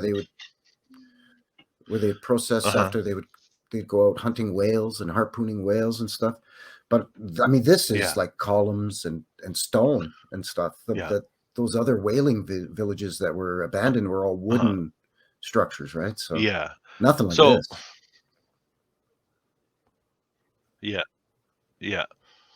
So I got into some conversation with people in the comment thread, and um, there's people that are into the technology, like the AI picture construction technology, that were basically right away it jumped out to them that these were made by using that program, the Okay. AI program, I guess. I don't I, I don't know much about that, but so I got into a conversation with them. I said, okay, well, I don't doubt it. Like there is an aspect of some of these photos that is a little bit distorted, that don't look the same. Like the one we were just looking at with the hotel there in New York. Everything's so crisp and stuff, but there's almost like a blurring of the blending of the lines in a lot of these in these photos on this video. Um, the topic itself is, I think, of what drew John Hmm. in on this one. So I did a little digging on the onto the website. Here's my comment here. I get into all these conversations with these guys. Edgar Reyes is the video he's pulling this off of. So I did a little digging on this guy, and he's been accused of using AI to distort old photos and then not telling people. That's what Okay. this conversation's about here. So I had so I'll show a couple more for those of the people who might be watching that haven't seen it. So get this right. It's really starting to look now that the lines are being blurred to me, and it's hard to. I think A you could little bit definitely make the there. I case could that this has been that. altered, doctored using Yeah, AI. perhaps so. I would also suggest that, of course, Yeah, severe temperature swings affect uh, the way that the image is captured on the film, and therefore later on when the film is developed. So for extreme sure, for heat sure. or Yeah, extreme no question. cold, I mean, maybe it's a blending of both. extreme humidity also can affect Yeah, the end result of your photograph, film photograph. Obviously, not so much yeah. digital. But So like, that's not to say that this couldn't have been AI manipulated or created as well, though. You know. yeah, yeah. Well, I'll show you. So I got into this conversation with a creator of these photos, and they said, okay, well, here, I'll prove it to you. I'll make a bunch of photos. I'll send them to you. I'll email them to you, Okay. and I'll show you how easy it is to do these types of photos. So we've seen a couple of Johns here now or the ones Edgar Reyes is, or who's from. John's just showing what this Edgar Reyes has been presenting as photos from Antarctica. Right. Um, And these are supposedly and from what, then like I'll switch. I got a file here 1910 now, or and I'll something show like you what that? I was sent. So yeah, 12 maybe 1912, I think, is what they're saying. This expedition that no one's really ever heard of. Let me just find Oh, I the see. Yeah, file I was right there, sent. 1912. AI modified pics. Here we go. So this is. Mhm. So this is what I was sent from a individual that was basically picking apart the photos in that video. And this is what this person apparently made for me on Friday. Um, to show what AI can do. Right. So I'll show you a couple. There's Well, only a handful here, 9 of them. this first one, the only part, So this is the AI constructed. the only part that really looks hanky to me are the two buildings kind of on the left, where one has sort of a little domed cupola on top. At the base of those buildings, that sort of dragged effect where it meets the mud looks a little funny to me, just at the bottom of those two buildings. Yeah, right in there. Mhm. Yeah, that looks Yeah, odd. blurred. But everything else kind of seems legit-ish. So yeah, ish. But there's and if you weren't looking too hard, and then of course because it's old and has all this, you can maybe our minds can explain away imperfections Yeah. in the AI algorithm creation by basically saying, okay, it's an old damaged photo. And that's why that looks blurry, right? So it's a way to like hide that, the lack of precision. So here's a good one. This is similar to what we see in that Levi video. Yeah. Similar, This looks a little bit more convincing but to me. also Yeah. having that sort of blended feel again. So interesting. Again, looking very similar. The building in the distance makes it look Interesting kind of phony program. to me. If that wasn't there, this would be a lot more convincing. Yeah. If there was just that little one in the foreground. This one's a bit better. Yeah. Yeah, that looks pretty convincing too. Again, actually. this one Wow. looking very similar to the ones that we saw. Yeah, if you didn't know, this not so much. I think this looks a bit more of a mishmash to me. Yeah, it looks a little too fanciful. But at the same time, who knows? That thing there looks like Disney, some sort of yeah. The physics of it doesn't work for me. But and of course, you've probably seen a lot of these floating around, these weird jungle pictures and creatures from the jungle. I don't know. They make their rounds on social media of the last 2 months. In the last 2 months, with this type of stuff in there, right? Yeah, I've never seen that kind of. I'm not really on social media, to be honest. Not even Instagram, Facebook, none of that stuff. So I don't really see a lot of this sort of thing. Yeah, fair enough. I've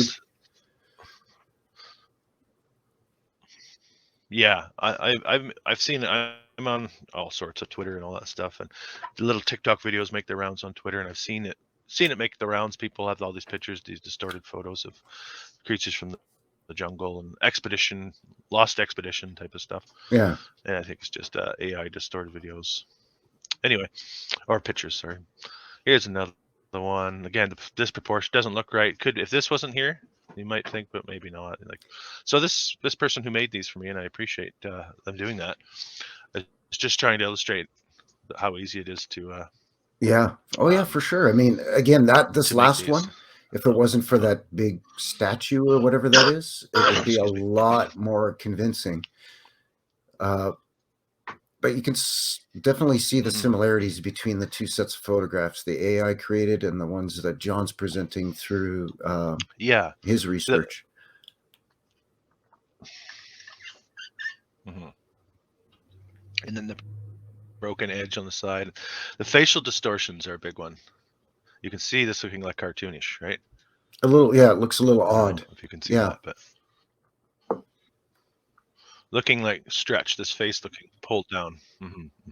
So what this person was telling me is that fingers and faces, the AI algorithm is having trouble with to get looking more realistic for some reason. Fingers so that's and a giveaway faces. in some of these photos if there are people in them. The detail involved, maybe the accuracy. I don't know. I don't know what it is, but this is what they were telling me in an email just yesterday. So it's interesting for sure. I mean, I love the whole topic of Antarctica. I think there's so many mysteries to our existence. Antarctica holds a lot of secrets. John's probably going to get a bit of backlash for this video, I would think, but I know he doesn't care.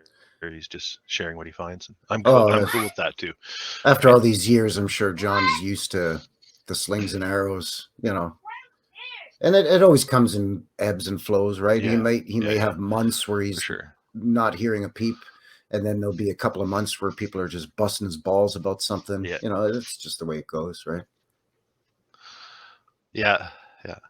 But I agree with you with the whole Totally. fascination So what of there's a Antarctica, and the sort of the hidden history. Things have been veiled around the narrative of Antarctica because we see in old maps where Antarctica supposedly at some point there was no ice there, and there's drawings of different animals on Antarctica, some kind of camel, I think, some other kind of like birds and different yeah. fauna, but then also different plants too. Like there's some drawings on these old maps that show trees and Mm. flowers and stuff.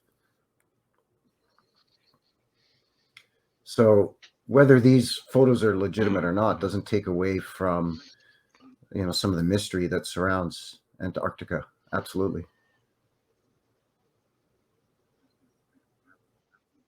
Yeah, I heard a quote yesterday and I really liked it.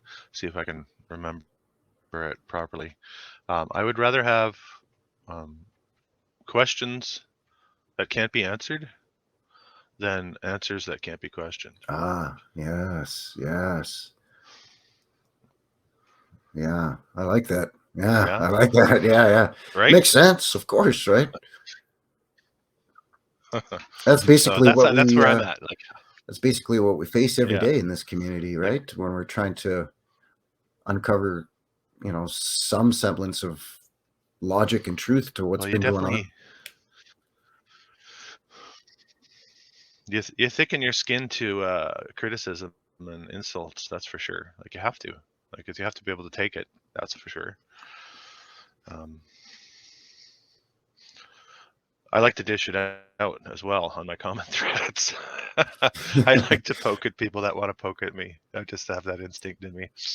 I've kind of So switched my yeah, mindset on the ones that, there was for one other lack thing of I wanted to a talk about too. for lack of a better term, the trolls, right?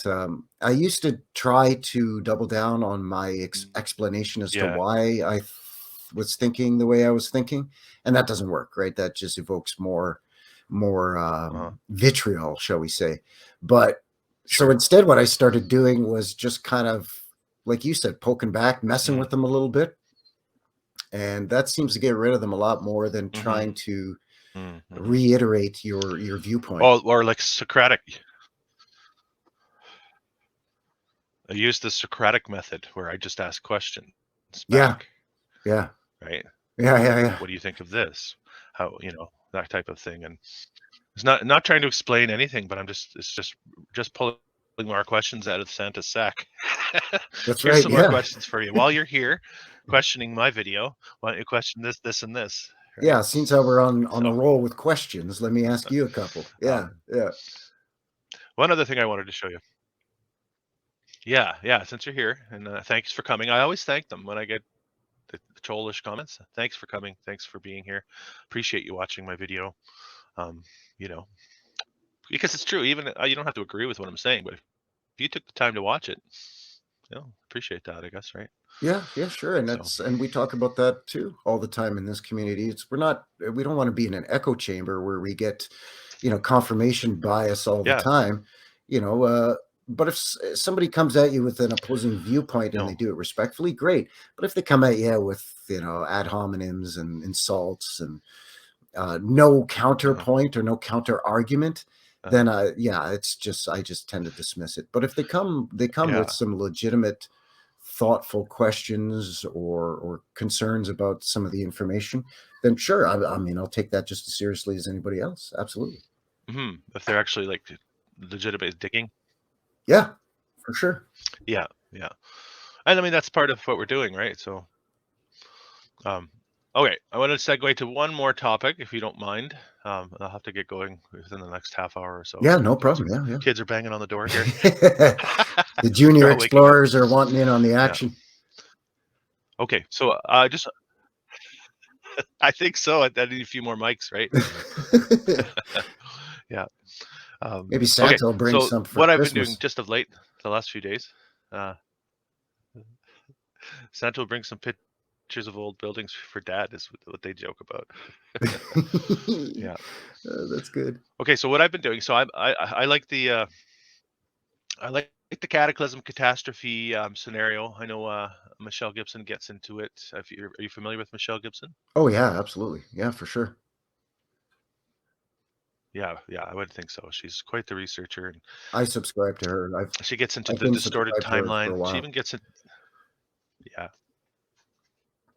there was a fantastic chat with her yesterday on Veritas. Let's see if I can find it real quick. Are you familiar with Veritas TV? Yes, I Mel am. Hostelrick? I don't think I'm subscribed, but I have seen some of their stuff. Yeah. Okay, so I think they just sort of um, activated the YouTube channel again. I have to find it, but I don't know. Yeah, anyone who wants to, I could probably just search it. But Veritas TV, great chat with Michelle Gibson. Let's see here. Worth a look. But anyway, we're getting into some of her work here. Let me get back to my world map. So my thing of late is basically looking at the aftermath of Cataclysm, of the Cataclysm, because I do think that there was something that happened. Like I brought up Michelle Gibson because she dates the whole timeline within the last 500 years, 1492 to 1942. Yeah. She's got some sort of timeline schism going on there. But so are we looking at are we looking at a realm in ruin? Some not, because we do have all this old world evidence. I don't know if we're looking at a second phase of old world construction or if it's all part of the same timeline. But my research right now has me digging around the ruins of Spain. And it's one of those things I just sort of zoned in on, found a picture and decided I would look around.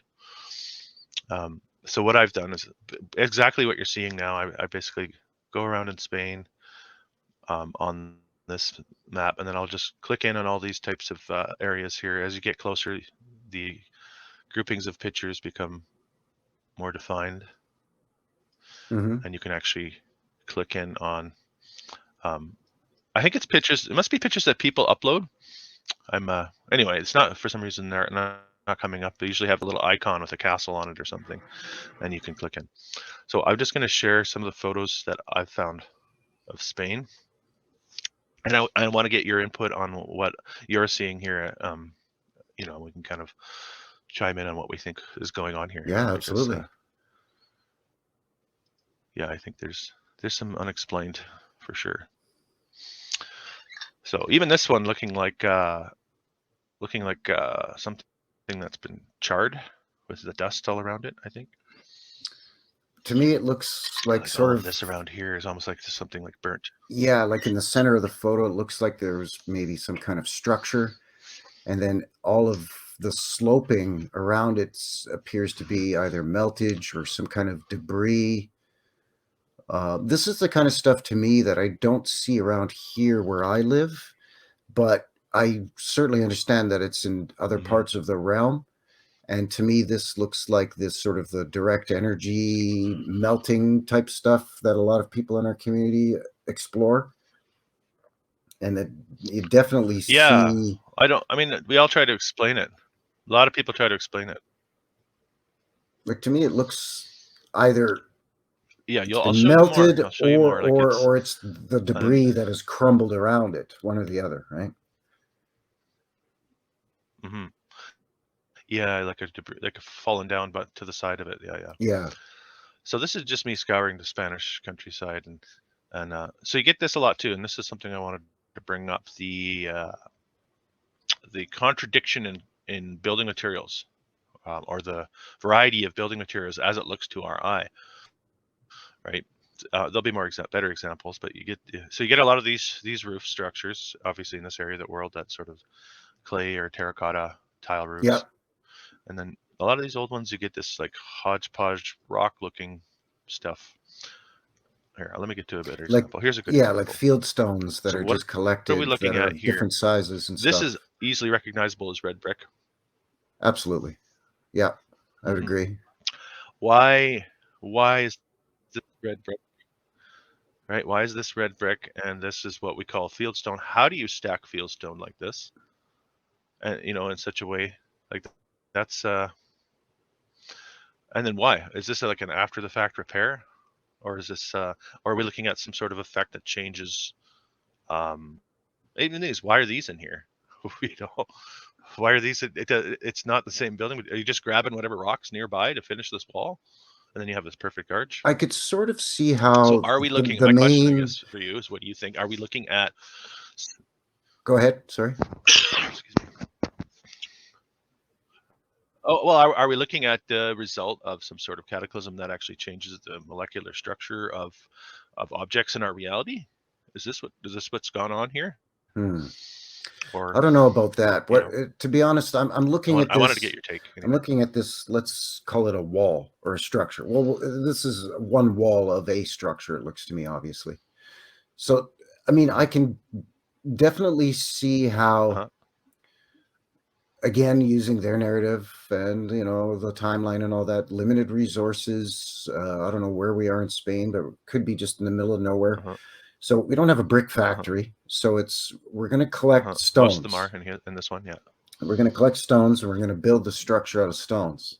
Yeah. But then later on, perhaps Yeah. as Yeah. this area became populated, there was things like people moving in that were more skilled than perhaps just agricultural workers, more than just farmers and animal herders. And so a small town with a Mm-hmm. basic infrastructure develops. And now you've got, let's say, a blacksmith, and now you've got maybe some brick manufacturing technique, maybe not kiln Mm-hmm. fired brick. Maybe this is just the sun dried, handmade clay bricks. But then they come back in afterwards now and add some Mm-hmm. detail, like Like the arches ones in in New brick Mexico. after the fact. Like perhaps the stone Mm-hmm. wall of the structure was built 100 years prior to when they went in But only halfway afterwards. up. Um, well, What about this one? Well, that could be a repair. Like, I don't know. Like, that could be a repair where they shoved a stone in there. It could be, or it No, you're could be right. that, look, I It's have a possible. limited Yeah. number of bricks. I've only got 600 bricks, but there's field stones all over the place. So I'm going to build my Yeah. structure, my home, let's say, Yeah. out of field stones. But then I'm going to surround the doors and windows with Yeah. brick because it's nicer looking. It's more symmetrical, so I can get a more symmetrical entrance to my dwelling using brick. I can get more squared windows that later on I can put glass in if I use brick rather than fieldstone around the windows. That possibly could be a two, where Yeah. from the No, I onset mean, I it like was a the. mix. I appreciate the argument for sure. From the onset, it was a mix of different building materials, and I have a limited number of bricks, but I've got stones coming out the wazoo, so I'm going to use stone for the majority of my structure and just highlight it with brick. Because I don't think that Yeah. What about this one?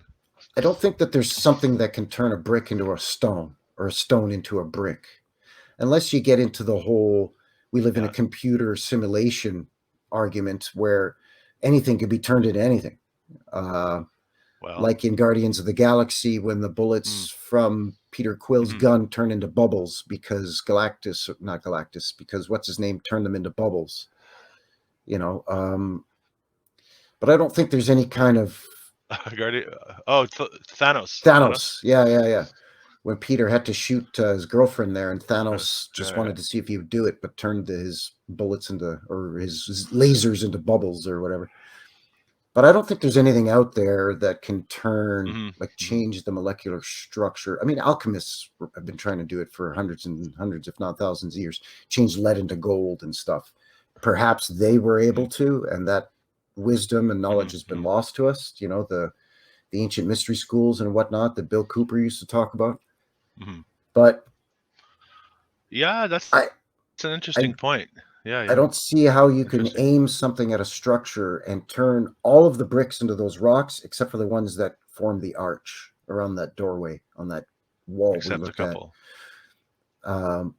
But again, Well, if we live in a more of the computer same here. simulation, then again, anything can be turned into anything. A tree can be turned into a person. It's just a matter of pressing a button in the program or Yeah. whatever. Again, I'm not a computer guy. I'm not a programmer, so I don't know. But I like this one. No, it's interesting perspective for sure. Yeah, I mean, my eyes is starting to see I see the result of some sort of cataclysm, and then whatever's left is just for some reason didn't receive, like, it's like the popcorn kernels that didn't pop. The ones, yeah, the evidence that's yeah, left to me, it's like yeah. I see what you're popcorn saying. kernels Yeah, that yeah, didn't pop at the bottom of yeah. the bowl. There's always like a dozen left in the bottom after you pop a Yeah. bunch of popcorn. Yeah, you always get a bunch in the bottom of your bowl afterwards that haven't popped, and you can try Like popping a them perfect again, and bowl they for won't me is pop. like when you get to the bottom and there's like there's they won't pop. Yeah. And the kids try to crunch them and break a tooth. Yeah, chip a tooth. Yeah. Yeah. Uh, Now that being yeah. said, Yeah. about the whole, that wall that you showed that had stone and brick, and then shoved within the brick arch, there were some stones. I did on this same video that I just uploaded today, where I found the pavement lights. I did also go into the back alley behind these buildings, and I did find one building where it looks like a repair job of some sort because the main portion of the building was stone, but then there was just a bunch of brick kind of shoved in willy-nilly, kind of here and there. And there was also wood shoved in In a between hole. stone, like a wooden plank shoved in between stone and brick too. Oh yeah. And just from my observation, it looked like it could have Interesting. been an old Yeah. doorway or window that they blocked in with brick, and then also did some repair work around it with brick, and just sort of inlaid that in with the stone. But it's definitely really hanky looking, right? So Here. yeah, see, that's very unusual. Here's more of this, more of that same. It is, isn't See, it? to me, Yeah. the bricks that they use So I on mean, the I am. corners of the buildings give it some Go ahead. stability, and then they build in the rest of the wall with the stone because the stone is asymmetrical. But then we also hear counter to that argument, though, is we do hear that in, like, the Incas used asymmetrical stones because it gave more stability during earthquakes and stuff. So, I mean, an argument can be made for both. Asymmetrical stone is unstable, but also there's arguments to say it can be more stable. Oh, look at that. See, that's what the hell's that doing right there on the side of that hill? That's crazy. Anomalies, right? I mean, even down here. Like that wasn't. Yeah, right that's what. Yeah, that wasn't carved from water. That was somebody carved that. Well, that's the thing. Is the argument is that they went in and carved these out, right? Yeah. To me, that looks. Here you can see remnants of the roof here. See that? Yeah. So to me, that was a taller structure and the top was kind of melted and oozed down. That's what it looks like to me. And then you have a brick lines. You see this here? You have 2 rows of brick. Yeah. Or block or whatever you want to call it. See that there? I never noticed that before. And then you have a sheet again of. You know what that could be? Could be. I think it's a result of cataclysm. Is what that could be. Earthen brick, like adobe brick, like mud bricks, basically. And something happened. Could be, yeah. Something happened quite suddenly and quite forcefully to cause that melting or erosion where it runs down. And then when it hits that clay tile or terracotta tile roof, you see how it sticks out a little bit. That would protect the first couple of courses of brick or stone or adobe from the runoff. And then below that, those 2 sort of rows of stone, then you get more runoff or more melt again. Come down or and then whatever. You're right. I know what you're saying. And it hits back here. Yeah. You make a good point. Yeah, that's a good observation. Good observation. Yeah. Potentially. Right on. But it does look melted or something. And then let's look here, like the choice of materials. Is this just? Yeah, big, huge stones, and then smaller. Yeah. It becomes very. Yeah. Yeah. I mean, you could say, yeah, this was there. This was ruined. They came and refinished again. Very possible. Yeah. That's possible. Yeah. Or they used the larger stones as the more of a This looking a bit like beefy a kiln of some sort foundation, and then they come and build the upper parts on the with bottom. brick. Yeah, maybe Finish it. that does look like a kiln or something, though. Yeah. Yeah, I hear what you're saying. Excuse me. Let's see here. What else? This stuff's all over the Spanish countryside too. It's very interesting. Some of the shapes that these make it. Yeah, like that kind of looks like a natural stone, but then when you see in the middle portion there, it looks like bricks in between that. Right in there. Yeah. This part here, See? right? Yeah, I Yeah. know. Straight That's lines, what my 90-degree eye sees angles. now. I see. Okay, yeah, that's melted. That's devastated. There's a few good researchers on YouTube. I follow Brick Truth and Our Melted Reality and stuff, and they do a bit of that research. And they walk through places like Alabama and around the Great Lakes, and they're showing us what's supposed to be an old rock cliff from millions of years old is actually an old wall. Yeah, So a I think brick some of that wall. stuff is Yeah. pretty interesting. We know that we're being lied to. That's for sure. And I still stand by my. How far can we take that? You know what I mean? I still stand by my hypothesis that there were different methods of reset used in different areas of our realm.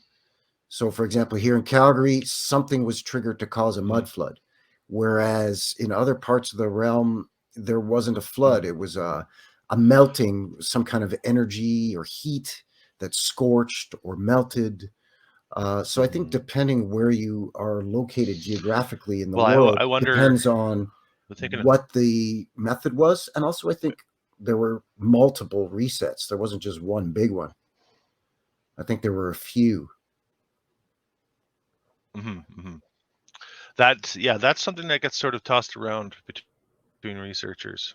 Is there one big one? Is there a lot of little ones? One big one and little ones? My guess in your region would be that we have a mud flow stemming from the pole, pushing some sort of pulse. Came right down along the Rockies, all fried, and then it sort of a mud flow came down through what we call the prairies and down into the States and all that kind of stuff too, because that would flow right down into Montana and the Midwest, where all the farming or the agricultural states and provinces are. Is that right? Yes, that's right. The American Flow right down Midwest through the and the middle of the Canadian continent. prairies, very, very similar in terms of the agriculture, the geography. There's not a lot of difference between southern Alberta and northern Montana. I mean, it's just an arbitrary line drawn in the sand on maps and stuff. But you have to go quite It's a line, far south to through Montana before you start noticing a difference in the lay of the land, if you will, compared to Alberta. You know. Or North Dakota and southern Manitoba, for example, like very, very similar. Look at that thing. That thing's been there for eons, man. All places I would love to check out. Yeah, this one or the one before? Well, both. It looks to me. Both of these are kind of the same. Hey, look though. To me, they both look like. Look at this. Yeah. See again though, it's around an opening though, so I still kind of want to say that maybe around doorways and windows they use the smaller brick, whether it's a kiln-fired brick or a handmade sun-dried brick. Yeah. Because it's easier perhaps to work with a smaller stone to do curves, arches, right angles, what have you. And also you have the corners. You have the corners that are different too, and you see this a lot with a lot of the old world buildings. Yeah, definitely a truer, right, where the corner sort of is chiseled a different angle stone. on You can those. see the kind of design there. Yeah. Crazy, right? Like there's at least 3 different mediums used on that structure. This is a contradiction to. Yeah, and look how perfect that 90 is. That's right. This is a perfect block. This is a pile of garbage, right? As far as I'm concerned. So it seems strange. It could have been that it's repurposed. These are riddled all over the Spanish. Like it could be that there was somebody came across remains that were in quite a state of disrepair, and they used field stones to sort of repurpose it as a dwelling, maybe a grain storage, a place to keep animals in at night away from predators, like if they're a goat herder or cattle farmer or something.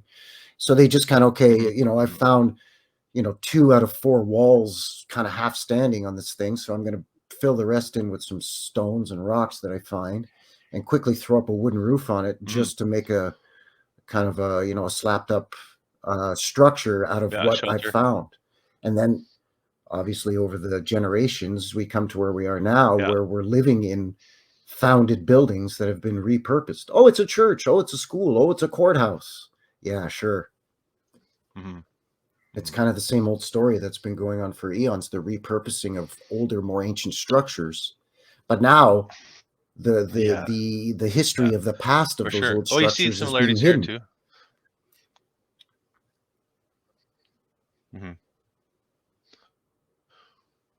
Yeah. That's interesting. It's just funny how some of the bricks and stones are mixed within the wall, though. So to me, that kind of just shoots down the narrative. Yeah, that's why it's hard to explain. Yeah. Again, like logic of building logic doesn't dictate, right? Like so something's off for sure. Yeah, definitely unusual. Yeah, look at that big, huge entrance right there. Yeah, these are everywhere. Oh man, and it's funny because if you're just hiking, right? Like let's say That's reminding me again of places like this elsewhere as well. There's places like this in Alberta. I was just gonna say that.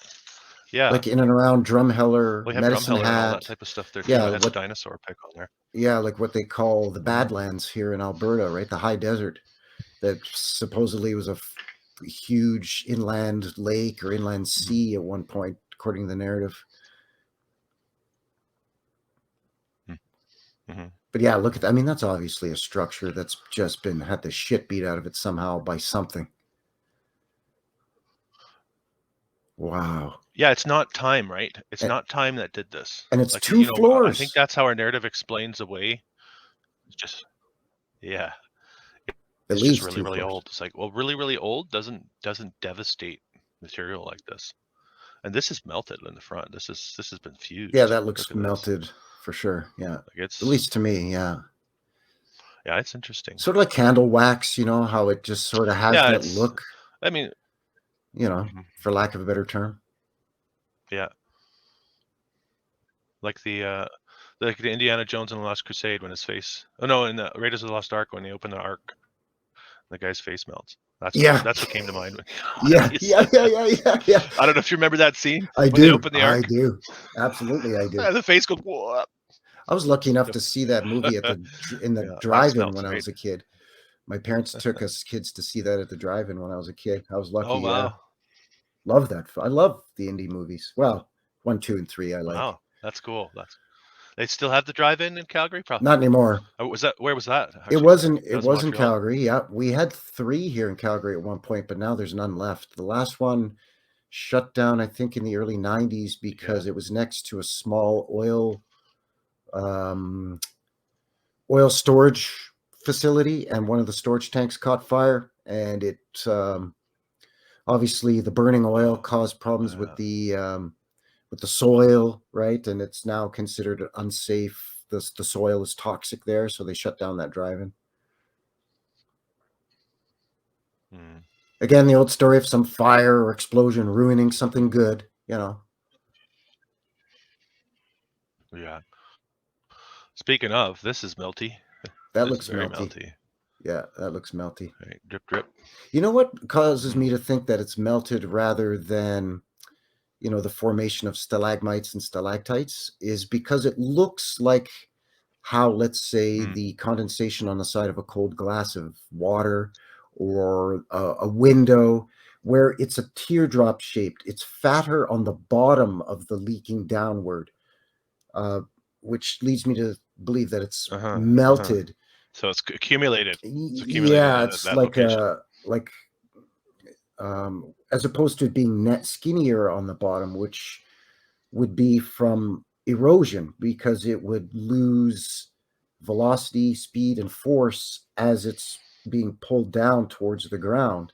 Whereas if it's melting, it has that sort of teardrop shape, at least to my way of thinking. Again, a guy's not a scientist, so I don't know for sure, but no, I hear you. Yeah. What do you make of this? Isn't that strange? A little passageway. That's kind of romantic. That looks like it was built A as little to archway get built in from between these big rocks. to get from the rock on the right to the rock on the left or whatever. Nice looking handsome dog there in the bottom of that Oh, picture you think too, it's in the oh, arch. maybe it's a bridge. I was thinking it's just a. I think it's for old world wedding pictures. Yeah. The bride and the groom would stand in here, and then Sure, yeah. they take their old world camera. Why not? It's the only thing. I mean, That's probably the it's narrative. ridiculous. It's ridiculous. Why would you have this in here? The old Spaniards built that so they could have their I don't know. 1400s Hard wedding to explain some of photos. this. Look at those. That's right. That's right. That haven't been dug up yet, but the Smithsonian's been That's keeping right, it yeah. from us. Look at the size of that wall. And you know that wall Well, look goes at look way on the top down. here. This is fused, right? This is yeah. Megalithic, right? Is that safe to say we're close to megalithic in size here? Getting very close to It's megalithic close, right? size, especially some of the larger ones. Yeah. Feeling Yeah, that because megalithic. Am I right in assuming that's a size thing? Like when we categorize something as megalithic? yeah, lithic meaning stone, I believe, and mega is the size, megalithic, right? Because Okay. they use lithic a lot, like Yeah. Neolithic, and Yeah. for all these time periods, right? So I think megalithic means large, large stones, large, yeah. Yeah, it's definitely remnants of. And here too, an old dam. Yeah, dams are another thing. Dams and old There's something about the old dams. reservoirs. I think many of the dams are old world. I think so too. It's part of the whole water system. I think there was a coating. Yeah, I think they've coated a lot with concrete and things like that. A lot of the old world evidence, like you're seeing here, has been coded in the New World, what we call the New World, I guess, and other places. So, there's a cover up going on, I think. Yeah, they would just put as goes on in a lot of places. They would beef it up with more modern material like concrete or whatever. Yeah. Yeah, or hit it with shotcrete or something like that, or gun. Yeah. Yeah. Something like that, or just put a shell over top. That happens a lot too. Yeah. So I like these two, and these are all over in places like Europe. These towns where they just kind of go right down to the water. Yeah. And it's really, really neat places. Makes you want to travel, eh? It makes me want to go to places like this and just walk around. Makes me want to travel. This kind of stuff. Yeah, for sure it does. I have a coffee, have a smoke, and let the kids run around in the creek. Yeah. I'm having a coffee and a smoke right now as we speak. These in the middle of nowhere too. Oh, I'm jealous. That could be like an old aqueduct, or perhaps the perimeter wall to a city or a town or village, and they put the arches, so that's where your travelers and your population, would come to and fro through those arches. Or it could have been that it was a aqueduct carrying water on that top portion. Who knows? It looks like the walls is a perimeter wall of a city or something, and then those arches were just an access point to come in and out of the city, maybe. But still, like, look how old it is, and look how quite fancy those pillars look with the little carving detail around the tops of the pillars and stuff, right? Like just around the circumference. These are nice. This is, even though despite its age, this is yeah, it's not rustic looking. It's still impeccable work. It's still very refined looking. No. Look at that. That's all.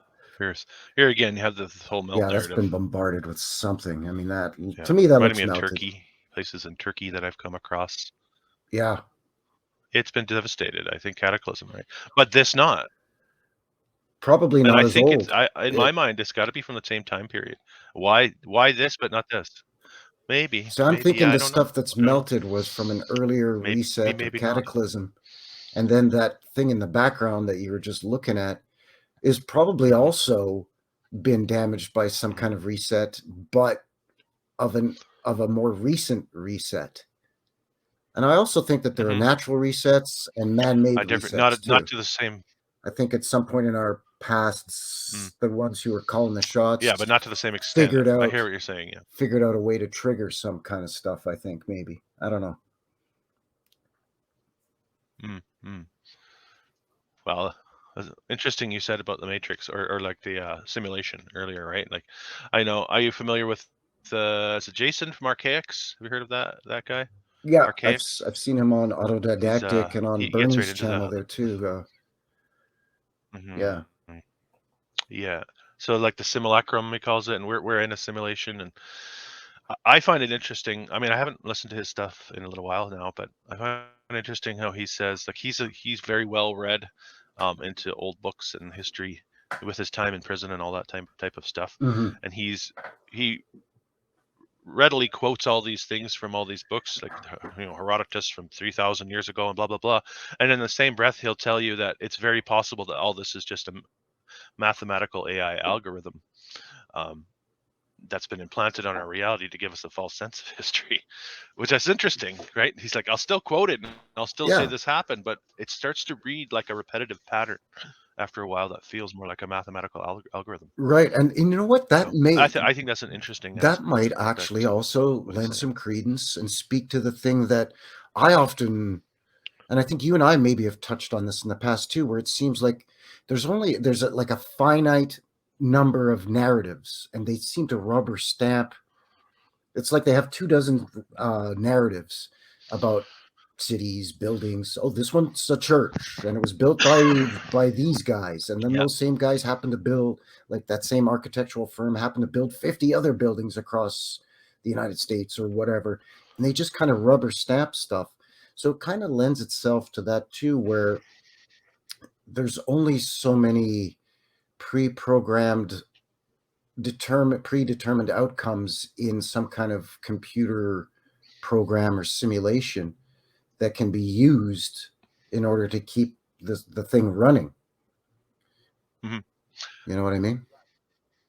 Yeah, I've heard you bring that up before too, like how the American cowboys and Indians narrative is recycled for Alberta.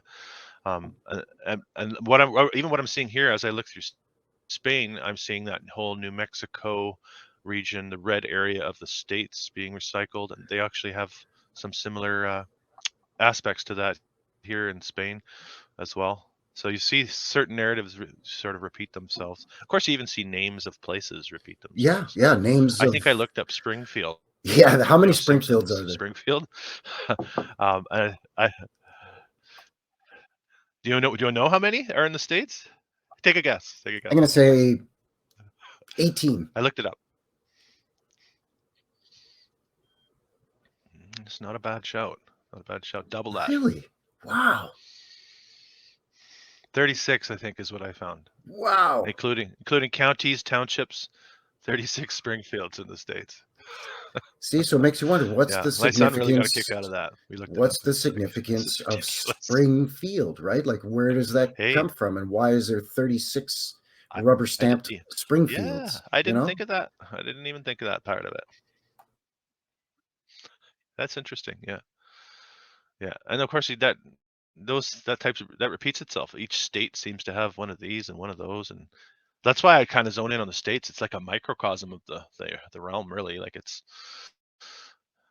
there's so much there. Small town USA has a lot of secrets that it's keeping from us, I think, and that's kind of why I sort of dig into what's going on down there as a microcosm of the entire realm Yeah. and how things have Yeah, it kind of breaks the transpired whole. down through time. It's the most recent memory wipe. Yeah, and it sort of breaks down the whole big picture into smaller, sort of bite-sized portions that are a little bit easier to dive into, Hmm. right? Like you said, if you look at it at a state level or at a city Yeah. level, and these little townships and stuff, and you can kind Hmm. of say, okay, like this little town of 2,000 people has the same infrastructure as big major cities or even entire countries. It's just on a smaller scale. Yeah. Yeah. Yeah. Exactly. It doesn't make sense. Like I'll pull up an example here too. I'll switch out from that other stuff. I like this area, Dubuque.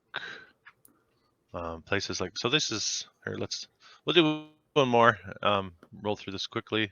Yeah, yeah, I don't want great. to keep you for too long here. Let's see. I guess it is a Sunday morning, I guess. So nice to have nice to have the feet up on a Sunday.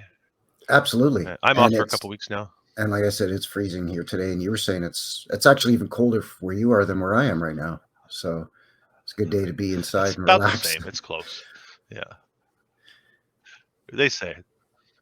They're telling us anyway. I'm sure if you checked another phone app, it always seems to be different too. You could have 10 people in a room and everyone pulls up a different temperature. That's how I find that a lot with these apps on the phones too. It's like, how can that be? We're in the same spot. Yeah, we're standing Okay, what are we 2 looking at feet here? away from each other. This guy says it's minus 28 and I say it's minus 30. What's going on here? Yeah. Isn't it silly? Yeah. Yeah, Okay. because I was saying What do I have open here? it I think was I opened it. minus 30 here, and you were saying it's minus 33 there. But let's face it, anything colder than minus 25 Celsius, it doesn't matter. It's all the same. It just feels cold. It's nasty cold. Let's just call it nasty cold. Like we're getting close to minus Yeah. 30 Okay. So Fahrenheit. one more little here. Yeah, it's I don't know that that's a difficult translation for me to do at a certain point. The Fahrenheit to Celsius comparison. Yeah, it's a super complicated equation It's that kind of, drives me doesn't nuts. it like level off as you get colder? Yeah, it's ridiculous. Yeah. All right, so we're looking at Dubuque here. Right nestled in this area. We looked at Green Bay. I didn't have a lot on Green Bay, but Dubuque has got some interesting stuff. So I'll just roll through a couple of these and then see what you think. Dubuque, Oh, there's the Iowa. Not old much to it down Carnegie there. Pretty Library, of small. course. Yeah, here I'll go back to it. Excuse me. I still have that file, and I haven't made a video on the libraries yet, but it's in the works. Been busy with work the last couple months myself. I haven't done a lot on the channel, so so many files to get to now. Oh, of course, always. So many photos. Look at that house, stone house, and then with the conical dome, and then the one behind it that's got the big dome on it. And those look like houses with domed roofs. Like, it's beautiful, but why? Right? Like, wow. Well, that was common. That was commonplace, right? The dome mansion with the dome roof. There's another high school. This one's got a little dome. That's a high school? Very castle looking. Yeah, oh, it senior says high okay. school. Yeah. See, if that wasn't written on there, and you were to ask me what I thought that was, I would have said. We're looking at the same one. I would have said that's a prison. It looks like a prison. Yeah. Which some would argue high schools and prisons are kind of the same. with the cathedral entrance. Well, there's that. Yeah. Oh, that's got to be a brewery, right? Excuse me. Yeah.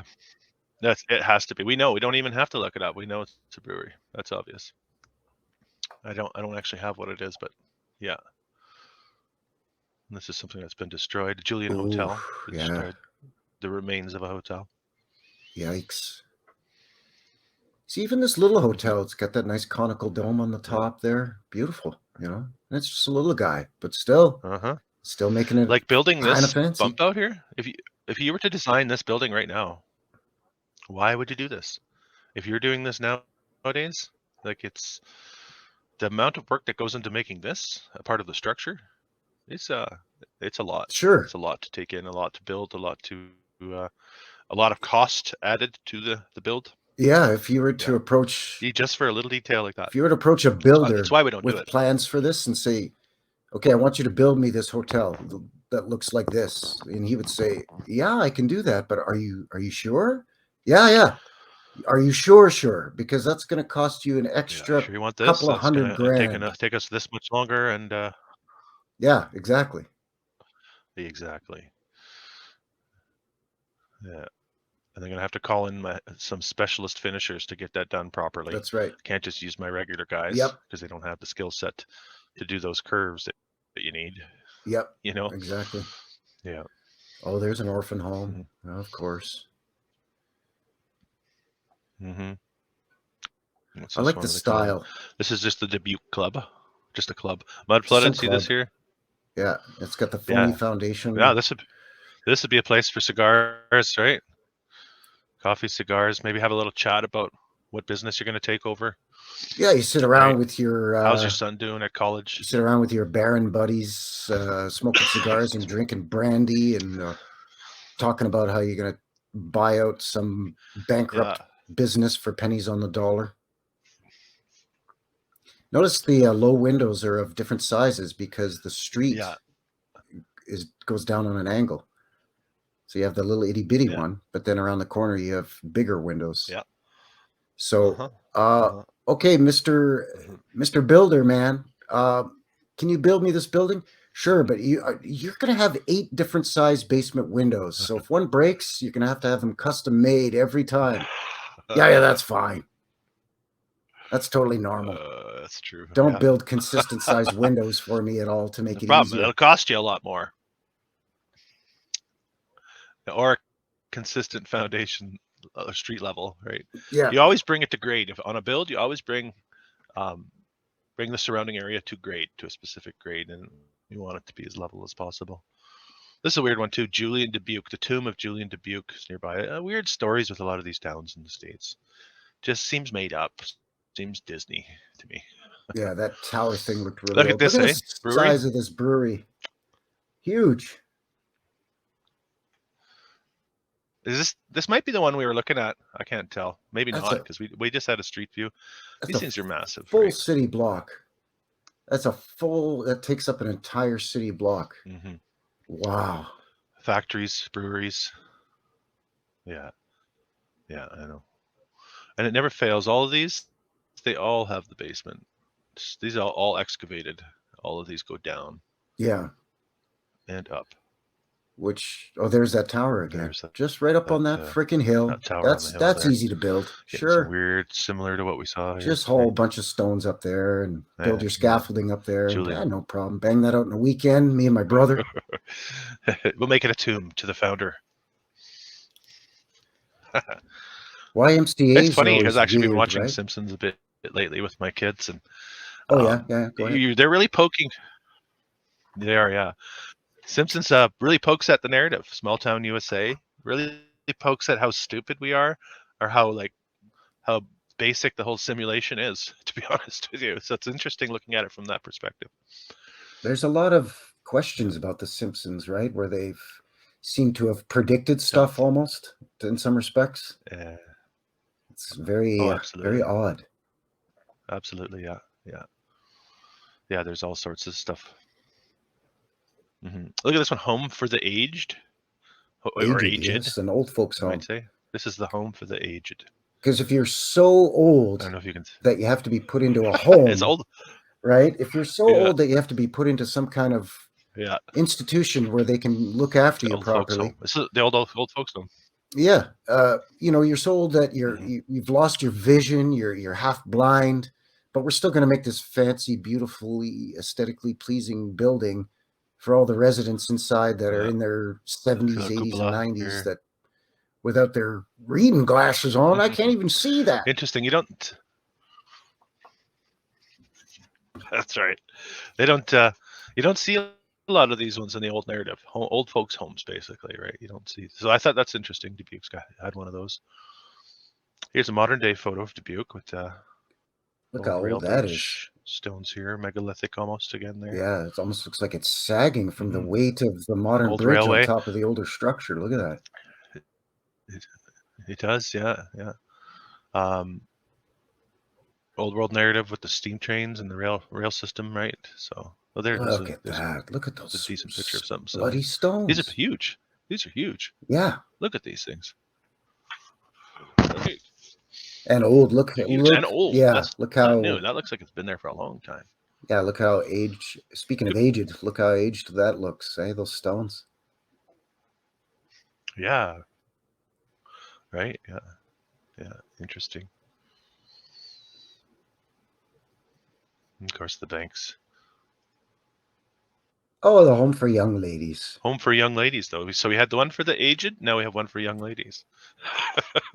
It's so silly when you start to dig into the narrative. You start to see these glitches. It's like, this is ridiculous.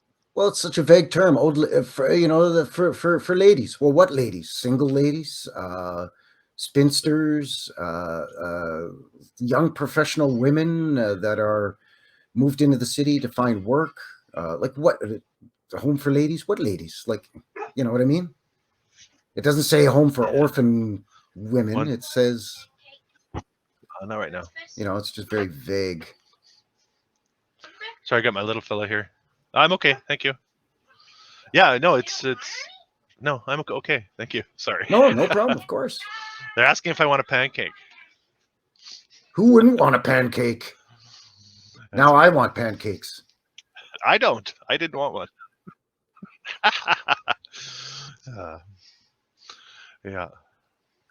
Yeah, no, it's interesting, like that whole reset narrative with the orphan homes and the homes for young women, like you said, and the whole, of course, the church is wrapped up tight in all that crap. Yeah, absolutely. And, governments and all that type of thing. Look how beautiful these. I mean, there's a lot of ugliness to all that. So we like to look at the beauty when we look into these, but look beyond that. The castle. That looked like a castle, man. All right, it looks like I'm getting. Which one? This one back here? Yeah. Yes. Amazing. Sorry. Home for the aged again? Oh, of course. Yeah. What? And look at those Pythians, low windows Pythians. again. Okay, this is another secret society, right? The Pythians? Oh, the Pythians. Yeah. Home Here, for here. aged Pythians and orphans. Pythians Wait a second. And orphans. So is it a home for Pythians? aged orphans or the aged and orphans? Yeah, that's funny wording there. Home for aged, I would think Pythians aged and orphans. And the Huh, okay. And the Pythians is, I think, an offshoot of the secret societies as well, like a Masonic branch or something like that. The Pythians. Yeah, not sure on that one. As far as I know. Let's look it up and see here. Pythians. I remember looking that up. But yeah, you're right. Castle. Yeah. Knight of Pythias. The Knights of Pythias is a fraternal organization and secret society founded in Washington, D.C. Knights of Pythias. Secret society. It looks like a lot of their symbology, they use a lot of the same symbology as the Freemasons and the Oddfellows and all of them. So it's just a different offshoot by the looks of it. Yeah. Yeah, there seems to be no shortage of those too. Like especially in the small towns, right? Yeah. They had to do the reset narrative was controlled, obviously, by these nefarious organizations, which contained mostly people probably didn't really have the clear picture of anything. They were just going about their business, trying to make a buck, trying to start a family, trying to create an empire. But I think most of these people had no idea that they were in a reset narrative, or if they were, then they knew to keep their mouth shut. Or they were sent off to one of the mental institutions if they didn't keep their mouth shut. This guy's crazy. Send him away. You know. Oh, yeah. That's exactly it. That makes me think of the narrative of sending your kid to college. You know, I was thinking we were joking about the old wealthy guys in the Dubuque Club having a cigar, griping about their young man who's at college who won't buy into the narrative, wants to travel, wants to do this, doesn't want to follow the pattern, right? But that whole cultural narrative of ours is basically, you know, we have that instinct to we're repelled by their system, so our instinct wants to take us away from what we're supposed to be doing for success in life, all the rest of it, right? Yeah. So you could see that as part of the narrative, the reset narrative, and how that had to be solidified. And prestige is a big part of that, right? Creating the prestige that comes along with buying into their narrative. It'll come with all sorts of societal status and all the rest of it, right? Yeah, which is very elitist and very, I mean, like what we talked about earlier, it puts people into little boxes, right? It helps create this sort of class system, you know, where you must do this and you must do that and follow the narrative in order to be, you know, an accepted part of our modern culture or society. Look at that place, man. Like, that's just amazing. the clock tower and the conical domes and the It's high school. arches. It's a high school? Get out of here. Jeez. No, this is the detention center. Yeah, it's a high school. Says it's a high school right here. Yeah, it's this is detention up here. If you get detention, you got to stay up in the clock tower, right, until you're let out. That doesn't make any sense. Just sit out in the elements because you were a bad boy. Yeah. You were talking out of turn in class or passing notes, so go sit outside in Iowa in the winter. That's right. For your detention Spitball punishment. Teachers, the back of teacher's head. Yeah, sit out in the rain, out in that exposed clock tower, and think about what you've done. Jeez. Yeah. All right, I think I gotta end it here. I'm being summoned. I'm being pulled away here. Sure. So, Oh, hey, I get it. You're at home on the weekend with the family. Chat. Yeah. It's been a good chat. Oh, I appreciate you taking some time again. I love sitting down and chatting with you. This is great. Thanks again. Fantastic. You showed some awesome stuff as usual. We have to do it. We have to do it fairly regularly. Yeah. I like that we can put our heads together and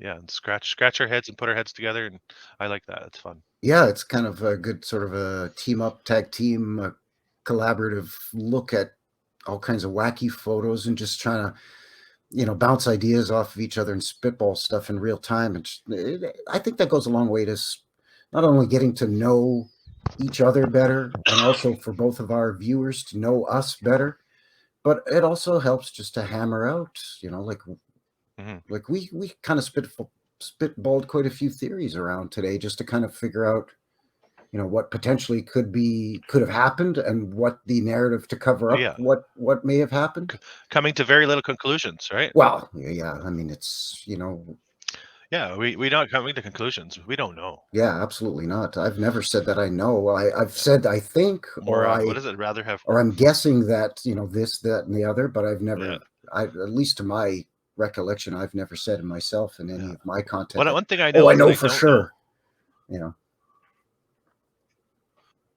Yeah, you can't because that's not what drives our research, right? It's not the mindset that drives our research.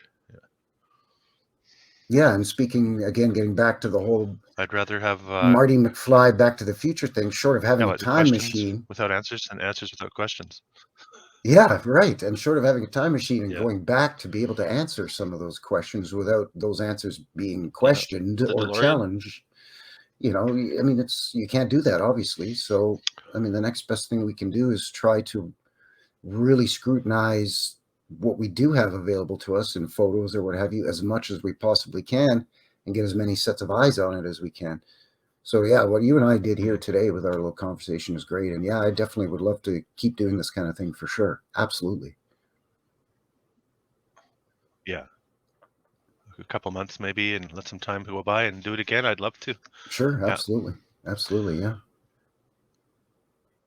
Well, you have a happy New Year, Frankie, and all the best into the new year for sure. Thank you. Yeah. Same to you. Happy holidays to you and yours and the little ones there. And Happy New Year to you. And yeah, again, thanks again for coming by today. My pancake's probably getting gobbled up right now. Yeah, so you might as well wave goodbye to that pancake. No problem. Pleasure. Oh man. Yeah. I'm gonna go make some pancakes and sausage right now because it's only 11:30 in the morning here. So I'm gonna have breakfast for lunch, I think. That's a good call. Yeah. All right, buddy. Well, thanks again. And once again, Happy New Year to you and Happy Holidays, Merry Christmas, all that good stuff. You take care. And thanks again. And we'll talk to you real soon on the next one, okay? Same to you. You bet. Yeah. All right. And stay warm. Stay warm out there. All right. There he goes, our friend Old World Exploration.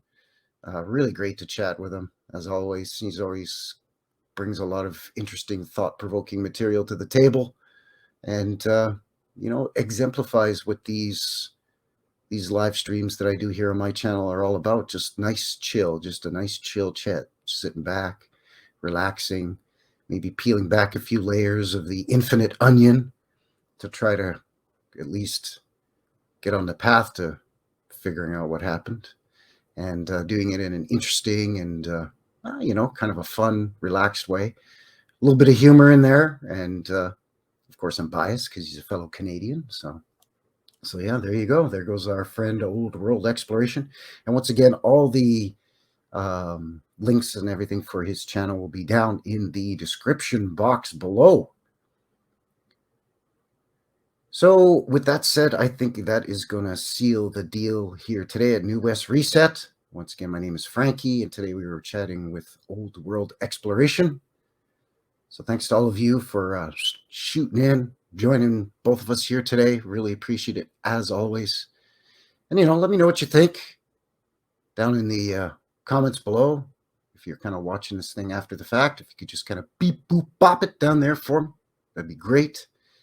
And please head on over to Old World Exploration, show them some love, as well as to all my guests, right? Oz Beast and Billy Philly 22, and show them some love as well. They are doing great work in their respective areas of the realm. And as we touched on in the past and in this stream too, we all have our areas of, I don't want to say expertise, but our areas that we like to focus on, our wheelhouse. So it's great to come together from different vantage points, different points of view, with sort of different experiences, and kind of put it together and try to puzzle some stuff, try to piece together some puzzles. So there you go. Thanks again. Take care of yourselves out there, and to all of you out there, happy holidays to you. All the best. And until the next one, have a good one. All right. Cheers.